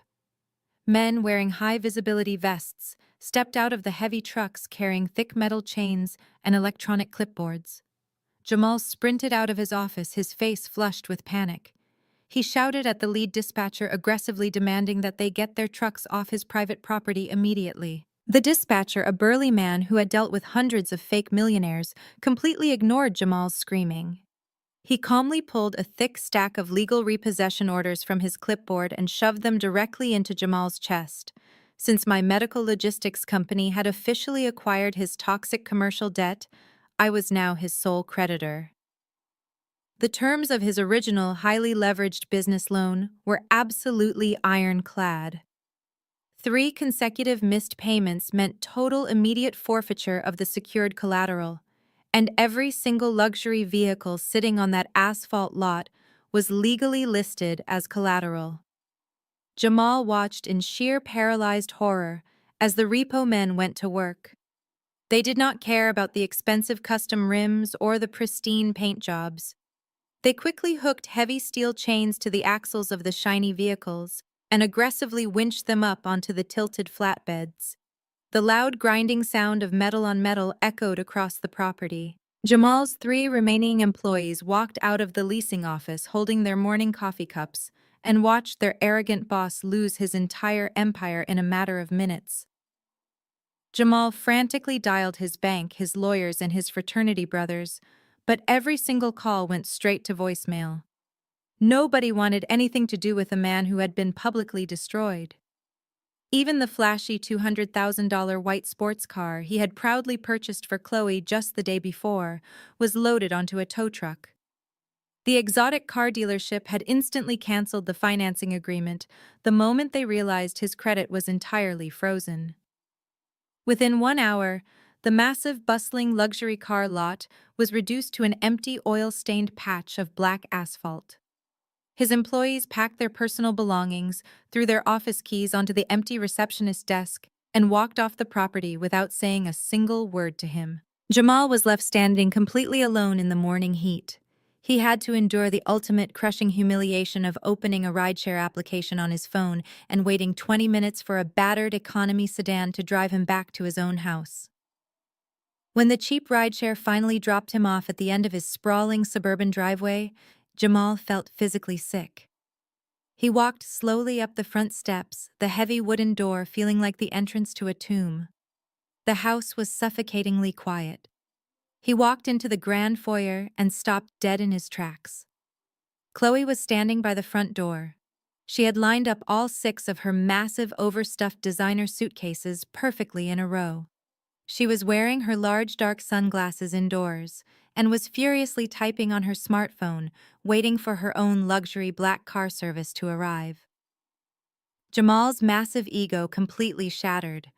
The arrogant king of Atlanta suddenly morphed into a pathetic, desperate beggar. He dropped to his knees right there on the expensive hardwood floor. He reached out and grabbed the hem of Chloe's expensive designer jacket, begging her not to leave him. He pleaded with her, his voice cracking with genuine panic. He promised her that he could fix the massive financial disaster. He swore that he still had one ultimate trump card left to play. He desperately explained that he still held primary legal custody of Zuri and that he was going to hire a ruthless, aggressive family court lawyer to sue me for massive amounts of monthly child support. He promised Chloe they could still live a rich, luxurious life off my hard-earned money.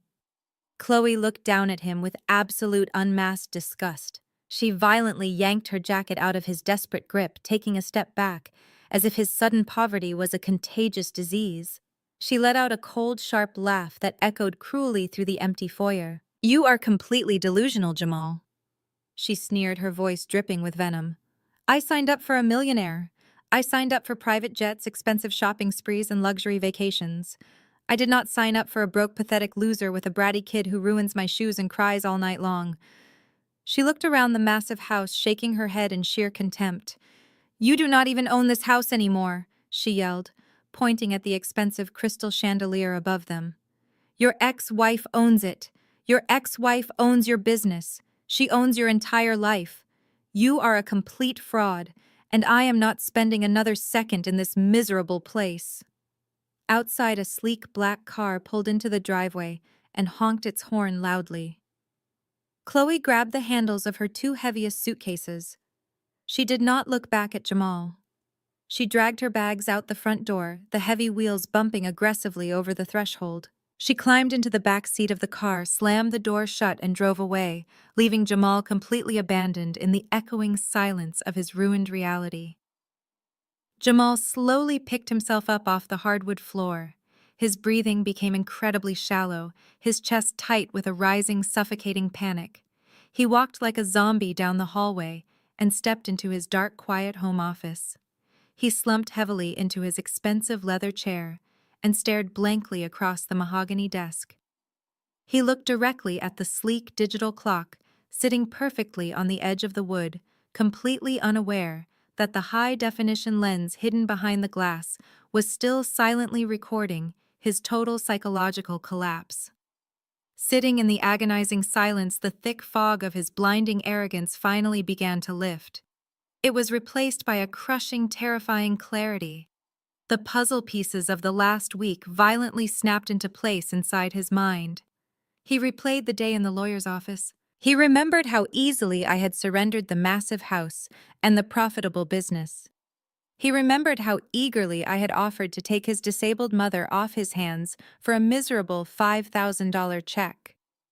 He remembered the exact timing of Mr. Sterling arriving at his party, right when his ego was inflated to its absolute maximum capacity. Jamal finally understood the horrifying truth. I had never surrendered to him. I had masterfully orchestrated his entire downfall from the very beginning. I had handed him just enough rope to hang himself in front of the entire city. I had used his own blinding greed, his deep vanity, and his toxic cruelty as the exact weapons to destroy him. He realized that I had strategically bought his debt, secured the $20 million property, and isolated him from his entire social circle with terrifying surgical precision. He was completely trapped in a web of my design, and he had no one to blame but himself. But even in the face of total undeniable defeat, Jamal's deeply toxic nature refused to completely surrender. His survival instinct kicked in, fueled by a dark, vindictive need to inflict pain on me. He fixated entirely on the one remaining asset he believed he still controlled: his daughter. He knew that dragging me into a brutal, highly publicized family court battle over Zuri's custody was his absolute last chance to extract money from my new empire. He needed a vicious lawyer to file the paperwork immediately. But ruthless lawyers required massive cash retainers up front, and Jamal did not have a single dollar to his name. Sweating desperate and backed entirely into a corner, he pulled his smartphone out of his pocket. He scrolled past the block numbers of his former friends and stopped at the only people he believed still owed him blind loyalty. He took a deep breath and dialed the number for his sister Tasha and her loudmouth husband Darnell. The phone rang endlessly, the monotonous tone echoing in Jamal's quiet, dark office. Tasha did not pick up. Darnell did not pick up. After 5 consecutive attempts, the automated voice told him the voicemail box was full. Jamal threw his phone across the mahogany desk. He knew they were screening his calls.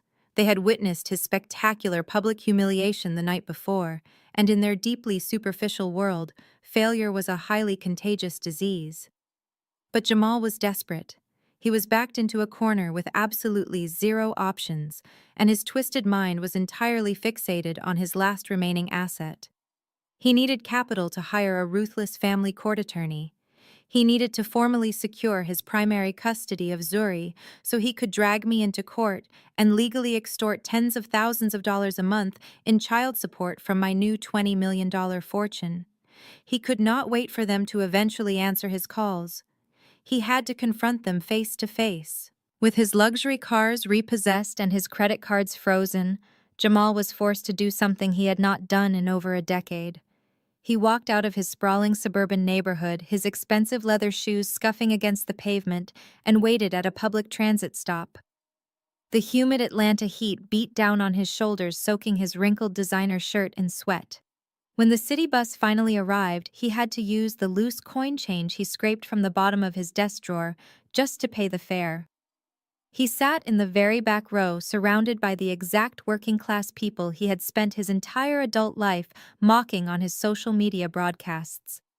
He stared out the scratched window, aggressively rehearsing the desperate business pitch he was about to deliver to his sister. An hour later, Jamal walked up the outdoor stairwell of Tasha's mid-tier apartment complex.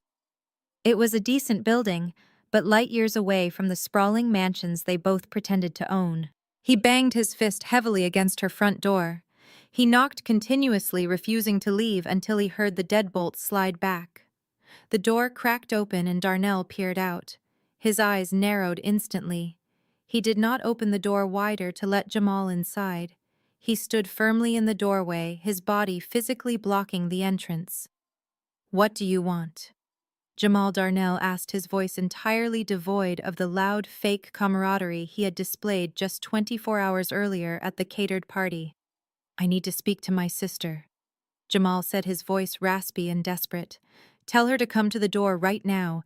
It is an absolute emergency." Tasha appeared behind her husband, pushing the door open a few more inches. She was not wearing her cheap designer knockoffs today. She wore a simple robe, her face stripped of makeup, revealing the cold, calculating expression she had inherited from their toxic father. She looked at her older brother, taking in his wrinkled clothes, his sweat-stained collar, and his panicked, bloodshot eyes. She did not offer him a warm greeting. She did not ask if he was okay. She simply crossed her arms over her chest and stared at him like he was a complete stranger begging for spare change.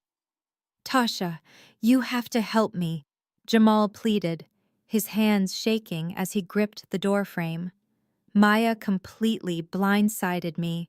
She stole the property. She stole the business. But it is not over. I still have the ultimate leverage. I have primary legal custody of Zuri. Maya is worth over $20 million right now. If I retain a top-tier family lawyer by tomorrow morning, I can file an emergency motion for child support. The judge will award me at least $50,000 a month to maintain the child's standard of living. I just need a loan. I need $20,000 in cash today to pay the legal retainer. When the child support checks start rolling in, I will pay you back double. We can all be rich again, I promise you." Jamal waited for his sister's eyes to light up with greed. He expected her to immediately run to her bedroom, unlock her safe, and hand over the emergency cash she hoarded. Instead, Tasha just stared at him with an expression of pure, unadulterated disgust. She let out a harsh, mocking laugh that cut Jamal deeper than any knife. "Are you completely out of your mind?" she asked, stepping closer to the screen door. "You want me to give you $20,000? I do not have $20,000, Jamal. Everything Darnell and I have is tied up in credit card debt. Debt that we took on trying to keep up with your fake, pathetic lifestyle." Jamal's face fell. "But you are family," he begged, his voice cracking. "You are my own flesh and blood. You have to stand by me." "Family." Tasha spat the word out like it was poison. "Do not stand on my porch and preach to me about family. You lost the $800,000 house, you lost the luxury car fleet, and you handed a $20 million real estate empire directly to the woman you spent 8 years treating like absolute garbage. You are not a businessman, Jamal. You are a massive walking liability." Darnell nodded in agreement, puffing out his chest. "You heard her, man. You are toxic right now. Maya is a billionaire in the making, and she has elite private security. We are not getting caught in the crossfire of your messy divorce. You need to get off our property before I call the building manager and have you formally trespassed." Jamal stared at his younger sister, the golden child he had always protected and funded. "You are turning your back on me?" he asked, a tear of genuine shock escaping his eye. "After everything I bought for you, after every dinner I paid for, you paid for those things so you could feel superior," Tasha replied coldly. "You bought our loyalty when it was convenient for your ego. But your money is completely gone now. And without your money, Jamal, you are absolutely nothing. Do not ever come to this apartment again." Tasha stepped back and slammed the heavy door directly in his face. The loud click of the deadbolt locking echoed sharply in the humid afternoon air. Jamal stood completely frozen on the concrete walkway. The reality of her vicious words sank into his skin like freezing water. He slowly turned around and walked back down the stairs, his mind entirely blank. During the long, agonizing bus ride back to the suburbs, the absolute darkest realization of Jamal's entire life finally washed over him. He sat in the back of the rattling transit bus, staring at his empty hands. His sister had just ruthlessly discarded him, the exact same way he had discarded me. He finally understood the deeply poisonous nature of his own family. They were raised to view love as a strict financial transaction. Their affection was entirely conditional, based purely on status appearances and the material items they could extract from one another. Tasha did not love him. Darnell did not love him. His fraternity brothers did not love him. Chloe did not love him. They only loved what his credit limit could provide for them. As the bus bounced over the uneven pavement, a suffocating wave of profound regret crushed Jamal's chest. He thought about the woman he had wheeled into the lawyer's office just a few days ago. He thought about Ms. Evelyn. He remembered being a little boy, scraping his knee on the sidewalk, and his mother gently bandaging his leg while baking peach cobbler in their tiny, cramped kitchen. He remembered how she worked double shifts at the hospital just to buy him his first tailored suit for his high school graduation. She had never asked him for a massive house or a luxury car. She only ever asked for his time and his basic respect. Ms. Evelyn was the only human being on the entire planet who had ever loved Jamal unconditionally. Her love was not based on his bank account, his job title, or his social media following. She loved him simply because he was her son. And what had he done in return? He had stolen her meager Social Security checks to buy cheap jewelry for an influencer who abandoned him at the first sign of trouble. He had publicly degraded her. He had called her a financial burden. He had literally sold the only source of pure, unconditional love in his miserable life to his ex-wife for a $5,000 check. A check that was currently ruined, soaked in cheap champagne on his ruined living room floor. He had traded absolute loyalty for a worthless illusion. He was completely, undeniably alone in the world entirely by his own design. The sun was beginning to set by the time Jamal finally walked up his long driveway. The sprawling suburban house was completely dark. The power company, noticing the severe default on his commercial accounts, had remotely deactivated the electricity grid to the property. The massive structure looked like a hollow, terrifying shell. Jamal unlocked the front door and stepped into the heavy, suffocating heat of the UN air-conditioned foyer. The silence in the house was absolutely deafening. He walked slowly through the dark living room, his expensive shoes crunching over the dried plaster dust and shattered glass from the previous night's physical altercation. He was so consumed by his own monumental grief and self-pity that he had completely forgotten about the events of the previous evening. He had forgotten about the screaming match. He had forgotten about Chloe packing her bags. And most horrifyingly, he had forgotten about his 8-year-old daughter. Jamal collapsed heavily onto the living room sofa, burying his face in his hands. He wanted to sleep. He wanted to close his eyes and wake up from this endless nightmare. But as he sat in the suffocating darkness, a sound drifted through the quiet house. It was faint at first, echoing from the hallway near the kitchen. Jamal lifted his head, his heart pounding in his chest.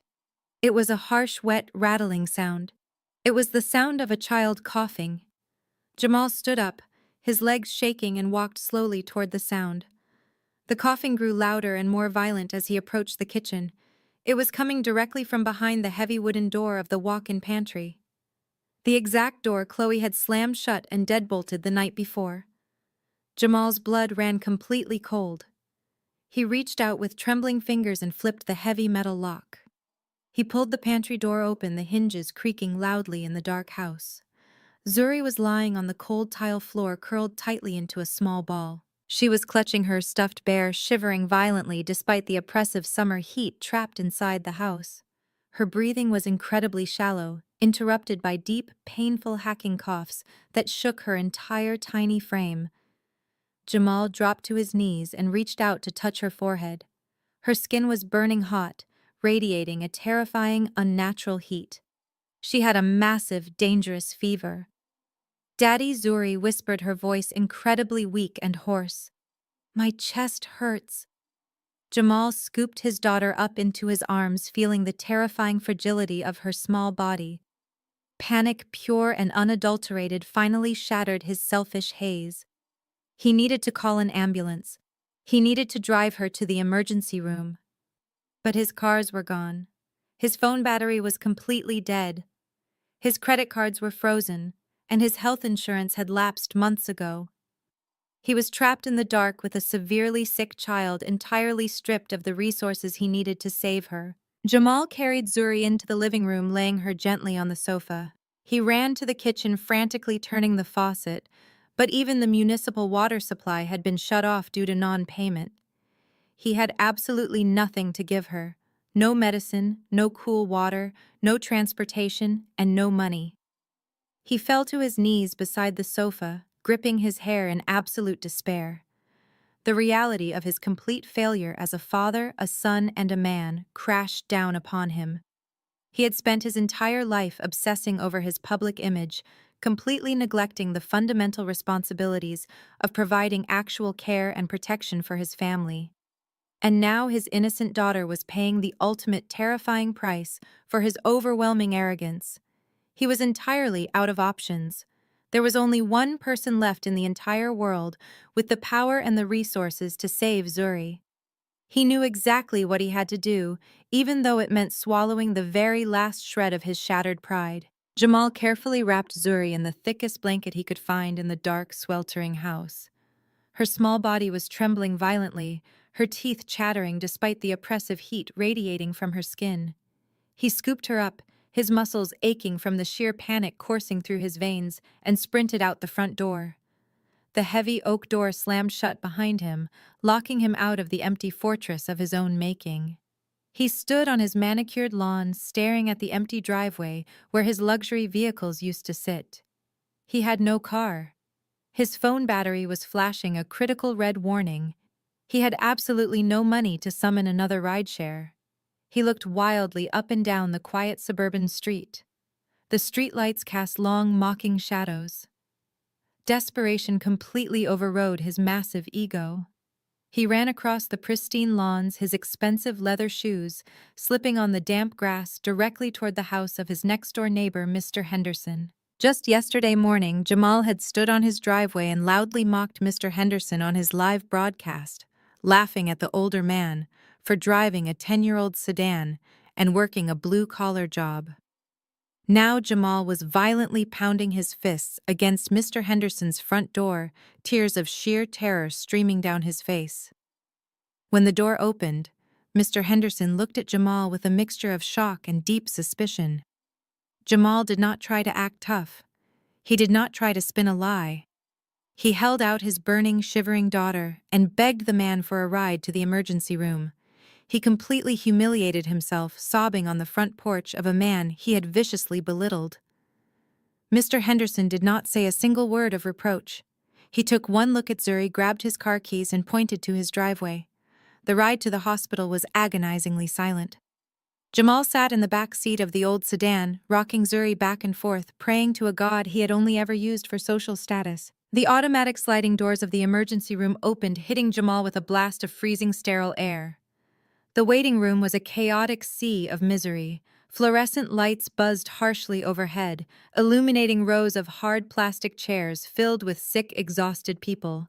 The smell of strong bleach and stale coffee made his stomach churn. Jamal rushed straight to the triage desk, bypassing the long line of waiting patients. He practically slammed his daughter onto the examination table, shouting for a doctor. The triage nurse was a seasoned professional who did not tolerate entitlement.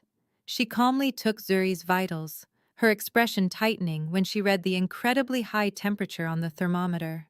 She immediately flagged Zuri for urgent care, instructing a massive orderly to carry the shivering child into a back examination room. Jamal tried to follow them, desperate to stay by his daughter's side, but a strict administrative clerk stepped directly into his path, holding a heavy clipboard. "Sir, you need to complete the registration and verify your insurance coverage before you can proceed to the treatment area." The clerk said, her voice entirely devoid of emotion. She pointed to a small cubicle enclosed by thick safety glass. Jamal frantically dug through his wallet, his hands shaking violently as he pulled out his premium health insurance card. He slapped the plastic card down on the counter. "Do whatever you have to do." He snapped, a brief flash of his old arrogance returning. "I have top-tier coverage. Just get my daughter a private room and the best pediatric specialist in this entire building." The clerk slid the card through her keyboard reader. She typed for a few agonizing seconds, her eyes scanning the bright computer monitor. She stopped typing, frowned, and ran the card a second time. She looked up at Jamal, sliding the plastic card back under the glass partition. "I am sorry, sir, but this policy is inactive," she stated plainly. "The system shows your coverage was officially terminated exactly 2 months ago due to severe non-payment of your monthly premiums." Jamal froze. The harsh fluorescent lights seemed to blind him. "Terminated," he repeated, his voice barely a whisper. "That is impossible. Check it again." I pay for the best family plan in the state. The clerk turned her monitor so he could see the glaring red letters flashing across the screen. You missed 3 consecutive billing cycles, Mr. Davis, she explained coldly. Your insurance provider sent multiple warning notices to your registered address. You currently have absolutely zero health coverage for yourself or your dependent. A sickening wave of nausea crashed over Jamal. His mind raced back exactly 2 months ago. He remembered receiving the urgent billing notices in the mail. He also remembered Chloe standing in his kitchen, whining relentlessly about a vintage diamond tennis bracelet she absolutely needed to wear to a trendy rooftop party. Instead of writing the check to secure his daughter's health and safety, Jamal had chosen to fund his girlfriend's insatiable vanity. He had literally traded his 8-year-old child's medical lifeline for a piece of shiny jewelry that Chloe had already packed away in her suitcase when she abandoned him. Because you do not have active insurance, the hospital policy requires an upfront deposit to admit her for an overnight stay in a private pediatric room and administer intravenous antibiotics. The clerk continued pulling a credit card terminal onto the counter. The required deposit is $4,500. We accept all major credit cards. Jamal swallowed hard, his throat dry and tight. $4,500.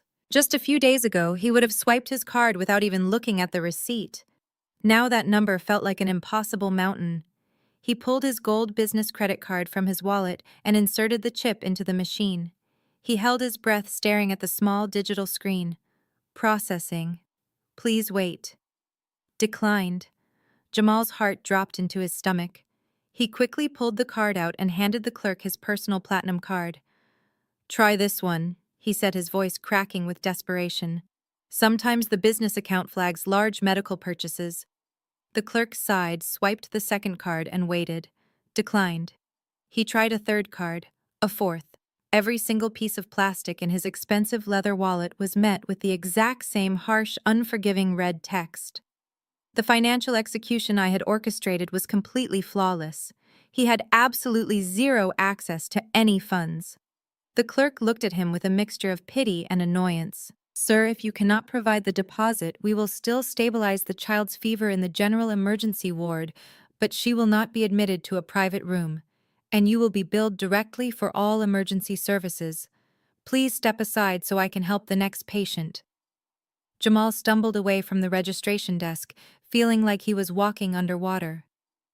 He retreated to a dark corner of the crowded waiting room, sinking heavily into a hard plastic chair. He pulled his phone from his pocket. The battery indicator flashed a critical 2%. He was completely out of time. He quickly opened his contacts and dialed the number of his closest fraternity brother, the man who had loudly toasted to Jamal's imaginary $20 million fortune just last night. The line rang 4 times and went straight to a generic voicemail. Jamal dialed the next brother, then the next. He called the senior pastor of his church. He even called the arrogant men who used to rent his luxury cars. Every single call was ignored. The wealthy, well-connected men he had spent his entire adult life trying to impress had entirely erased him from their lives. They had watched his empire crumble, and they had collectively decided he was no longer worth their time. He was completely socially isolated, financially ruined, and terrifyingly alone. He sat in the loud, chaotic waiting room surrounded by strangers and completely broke down. Jamal Davis, the man who had proudly broadcasted his immense wealth to the entire city of Atlanta, buried his face in his trembling hands and wept uncontrollably. He cried for his lost business. He cried for his repossessed cars. But most of all, he cried because he finally realized what an absolute monster he had become. His massive, blinding ego had completely blinded him to what truly mattered. He had allowed his innocent daughter to be abused, neglected, and locked in a dark room by a woman who did not care if they lived or died. He had failed as a father in the most spectacular, unforgivable way possible. Through the swinging double doors of the treatment area, he heard the faint, painful sound of Zuri crying out for him. The sound ripped through his chest, destroying the very last shred of his toxic pride.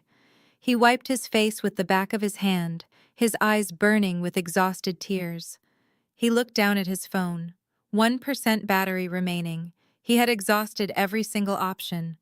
He had begged his family, he had called his fake friends, and he had tried his worthless credit cards.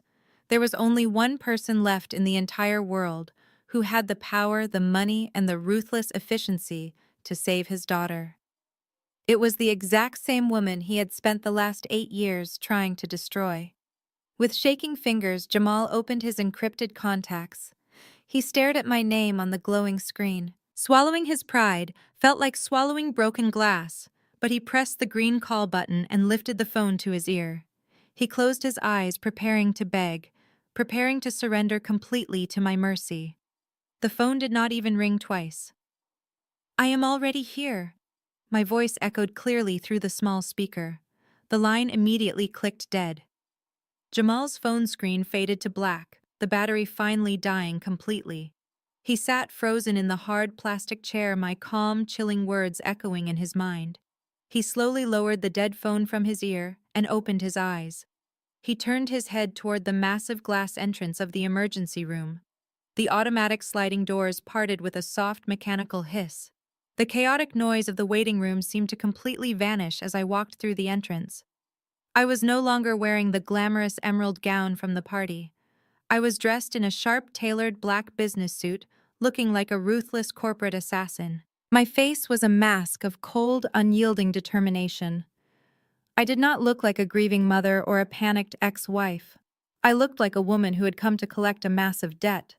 Flanking me on either side were 3 people who made Jamal's blood run completely cold.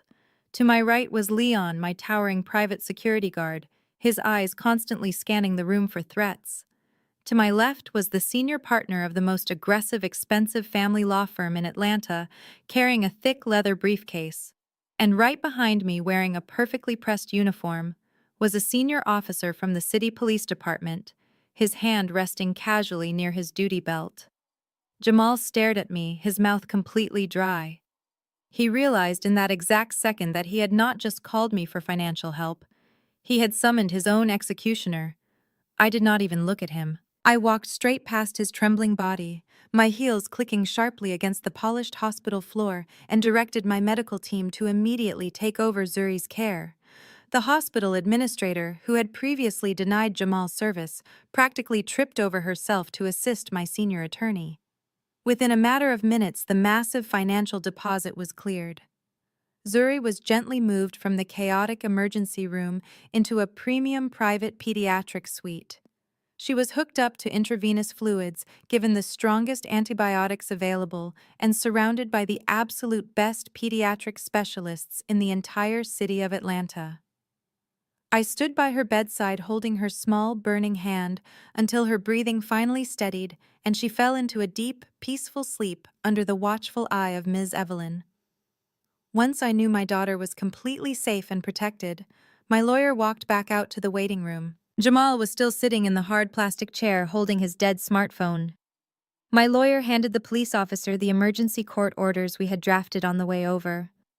Jamal was not arrested that night, but the officer formally served him with a mandatory court summons. He was ordered to appear in family court at 8 o'clock the very next morning to answer for his severe negligence. The harsh fluorescent lights of the Fulton County Family Court were a stark, depressing contrast to the luxurious environments Jamal was used to.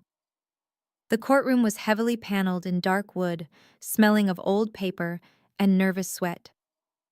I sat perfectly composed at the petitioner table.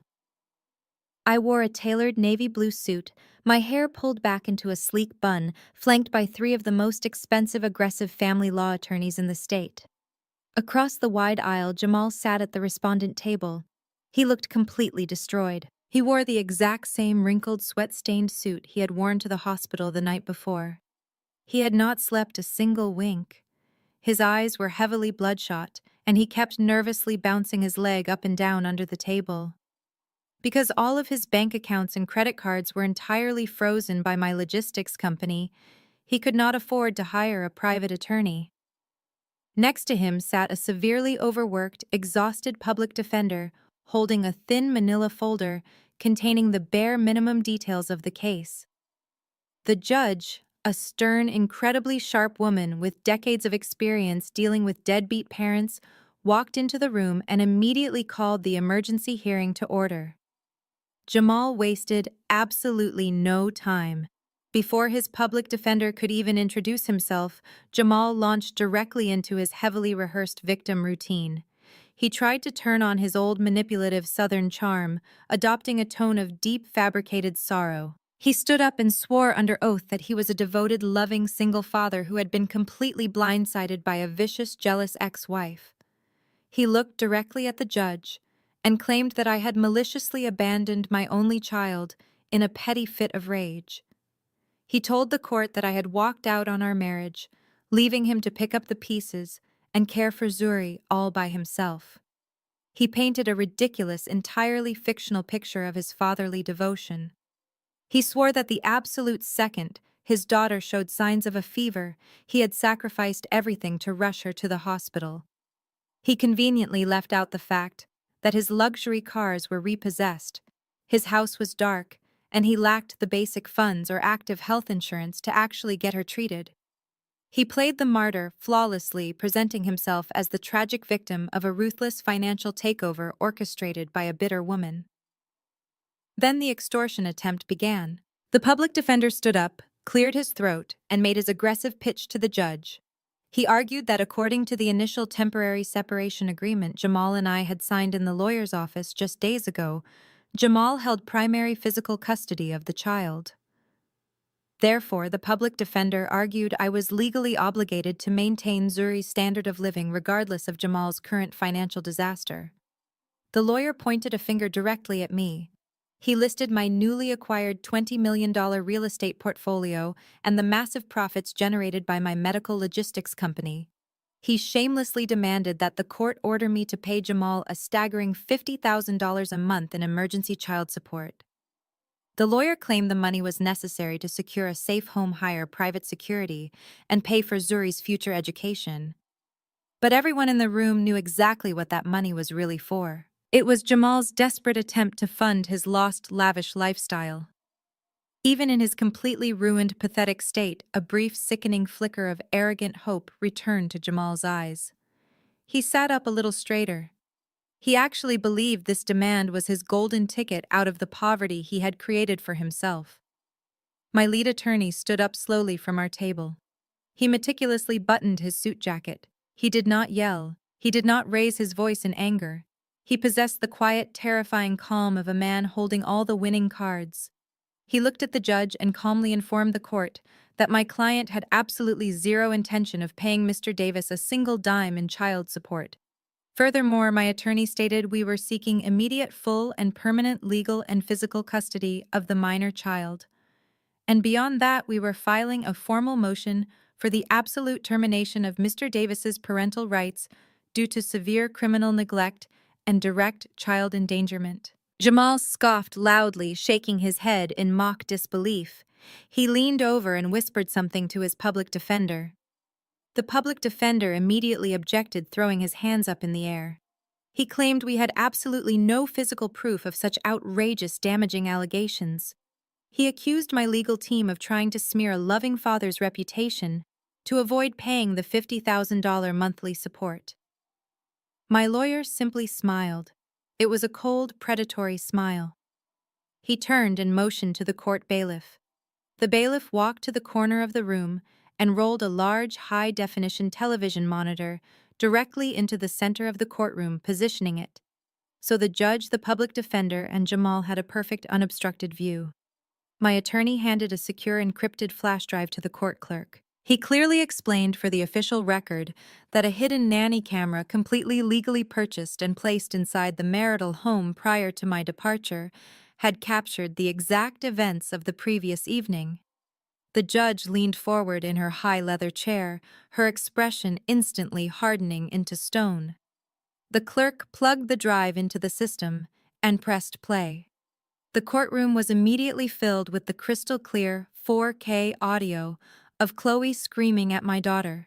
The massive screen illuminated the dark living room of Jamal's house. The judge watched in absolute stunned horror as Chloe violently grabbed Zuri by her small arm. The high-definition lens captured the exact moment Chloe's sharp acrylic nails dug deeply into Zuri's skin. The agonizing sound of Zuri crying out for her father echoed terribly off the heavy wood-paneled walls of the courtroom. The court reporter stopped typing, her hands hovering frozen over her keyboard. The public defender slowly lowered his pen, staring at the screen with his mouth slightly open. Then the camera angle shifted just enough to clearly show Jamal. The man who had just sworn under oath that he was a devoted, protective father was sitting comfortably on his expensive sofa. He was drinking warm champagne straight from the bottle. He was completely ignoring his daughter's terrified, desperate screams. He did not move a single muscle to help her. The video continued to play mercilessly. It showed Chloe dragging a crying barefoot Zuri down the hallway. It showed Chloe shoving my daughter violently into the cramped, pitch-black space of the walk-in pantry. And then came the final damning piece of evidence. The incredibly loud metallic click of the deadbolt sliding into place sounded like a gunshot in the perfectly quiet courtroom. The video faded to black, leaving the courtroom in a thick, suffocating silence. The judge was visibly furious. Her face had turned a deep, dangerous shade of crimson. She gripped her wooden gavel so tightly her knuckles turned entirely white. She slammed the gavel down on her desk with an explosive crack that made Jamal physically jump in his seat. She ordered the clerk to turn the monitor off immediately. She leaned over her high bench and glared down at Jamal with a level of pure, unadulterated disgust that could have melted steel. Jamal was shaking violently. His arrogant facade was completely, permanently shattered. He looked frantically at the blank television screen, then at the furious judge, and finally at his public defender. But his lawyer had completely pushed his chair away from Jamal, refusing to even look at him.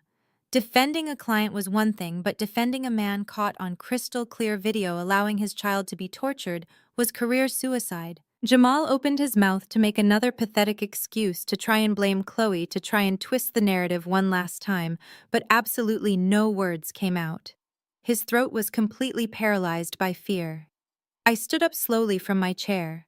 I smoothed the front of my tailored suit jacket and looked down at the broken, miserable man who had spent 8 years trying to convince me I was worthless.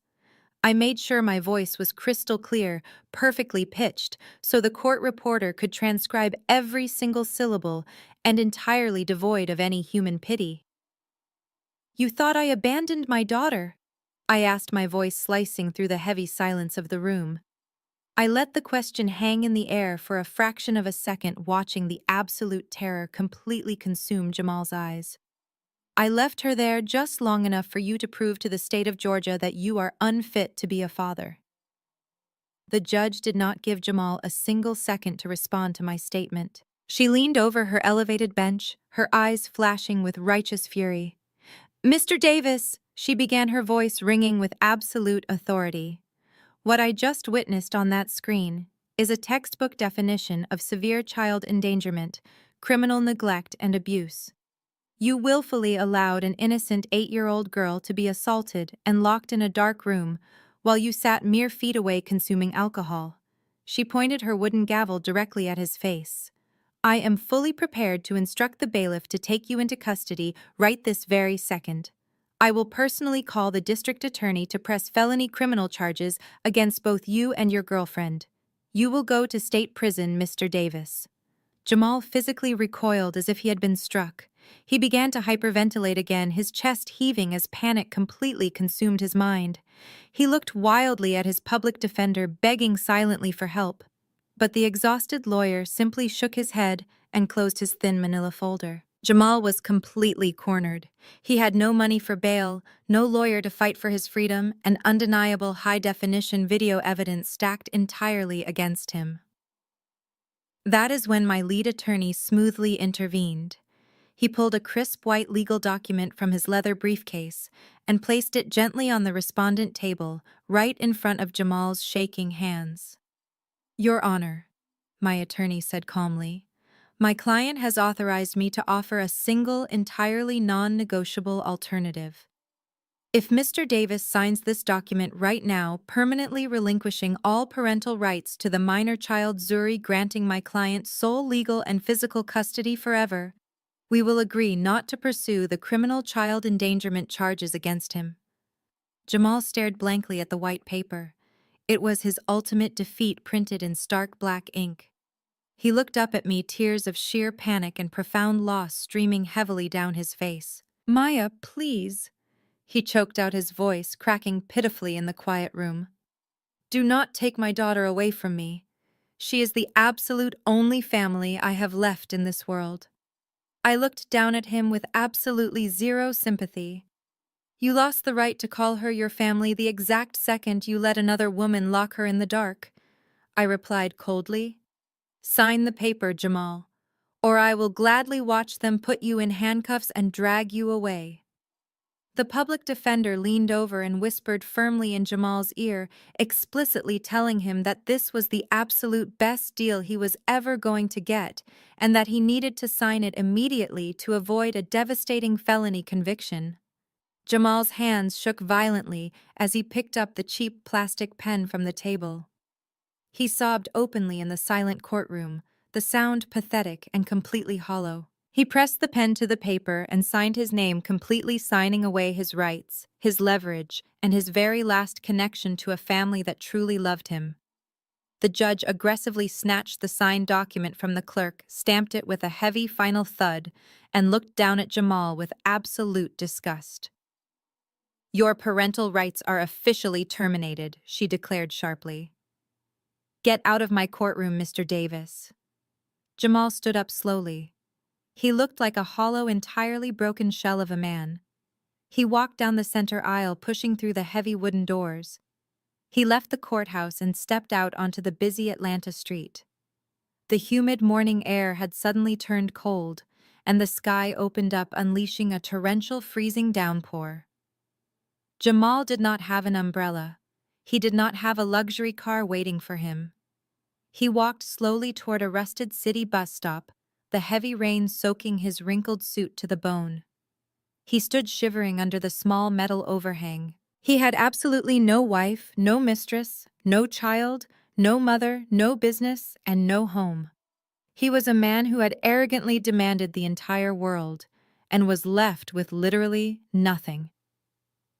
3 months later, the dark and stormy memory of that courtroom was entirely washed away by the bright golden sunlight streaming through the massive windows of my newly purchased Buckhead estate.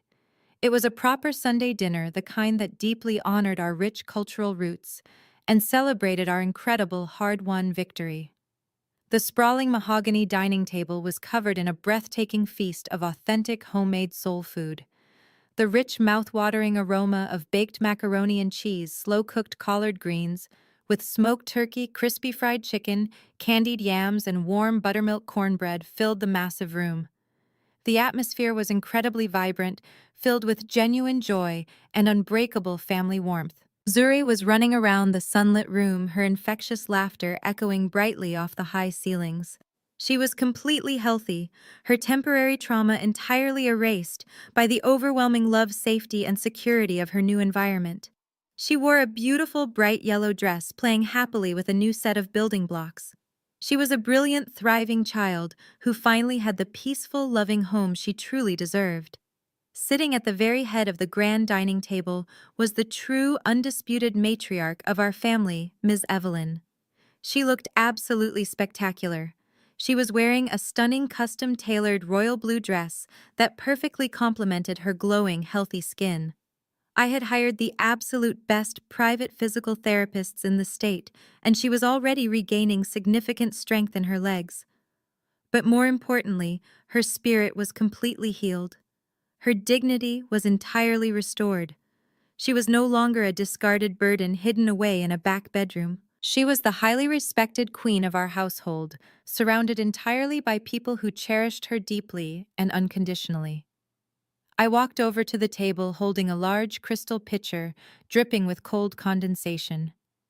I smiled warmly and poured a tall glass of ice-cold sweet tea, placing it gently next to Evelyn's plate.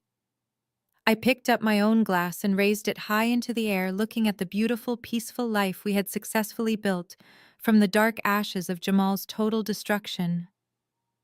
Evelyn reached out and gently clinked her glass against mine. She looked at me, her eyes shining with profound wisdom and unconditional love. "Family is not about whose blood you share," she said softly, her voice carrying a deep, unshakable truth. "It is about who stays to help you clean up the mess."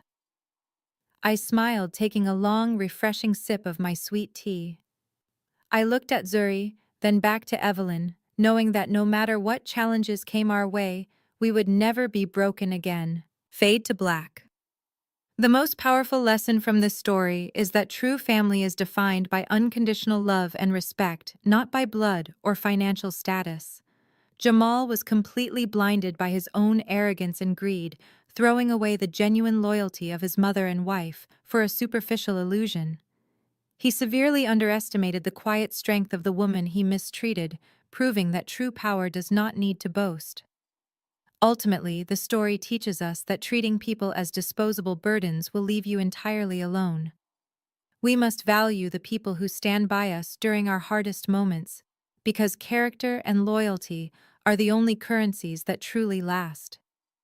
If you have ever had to rebuild your life and protect your peace after someone underestimated your worth, please leave a comment below and hit that subscribe button for more empowering stories.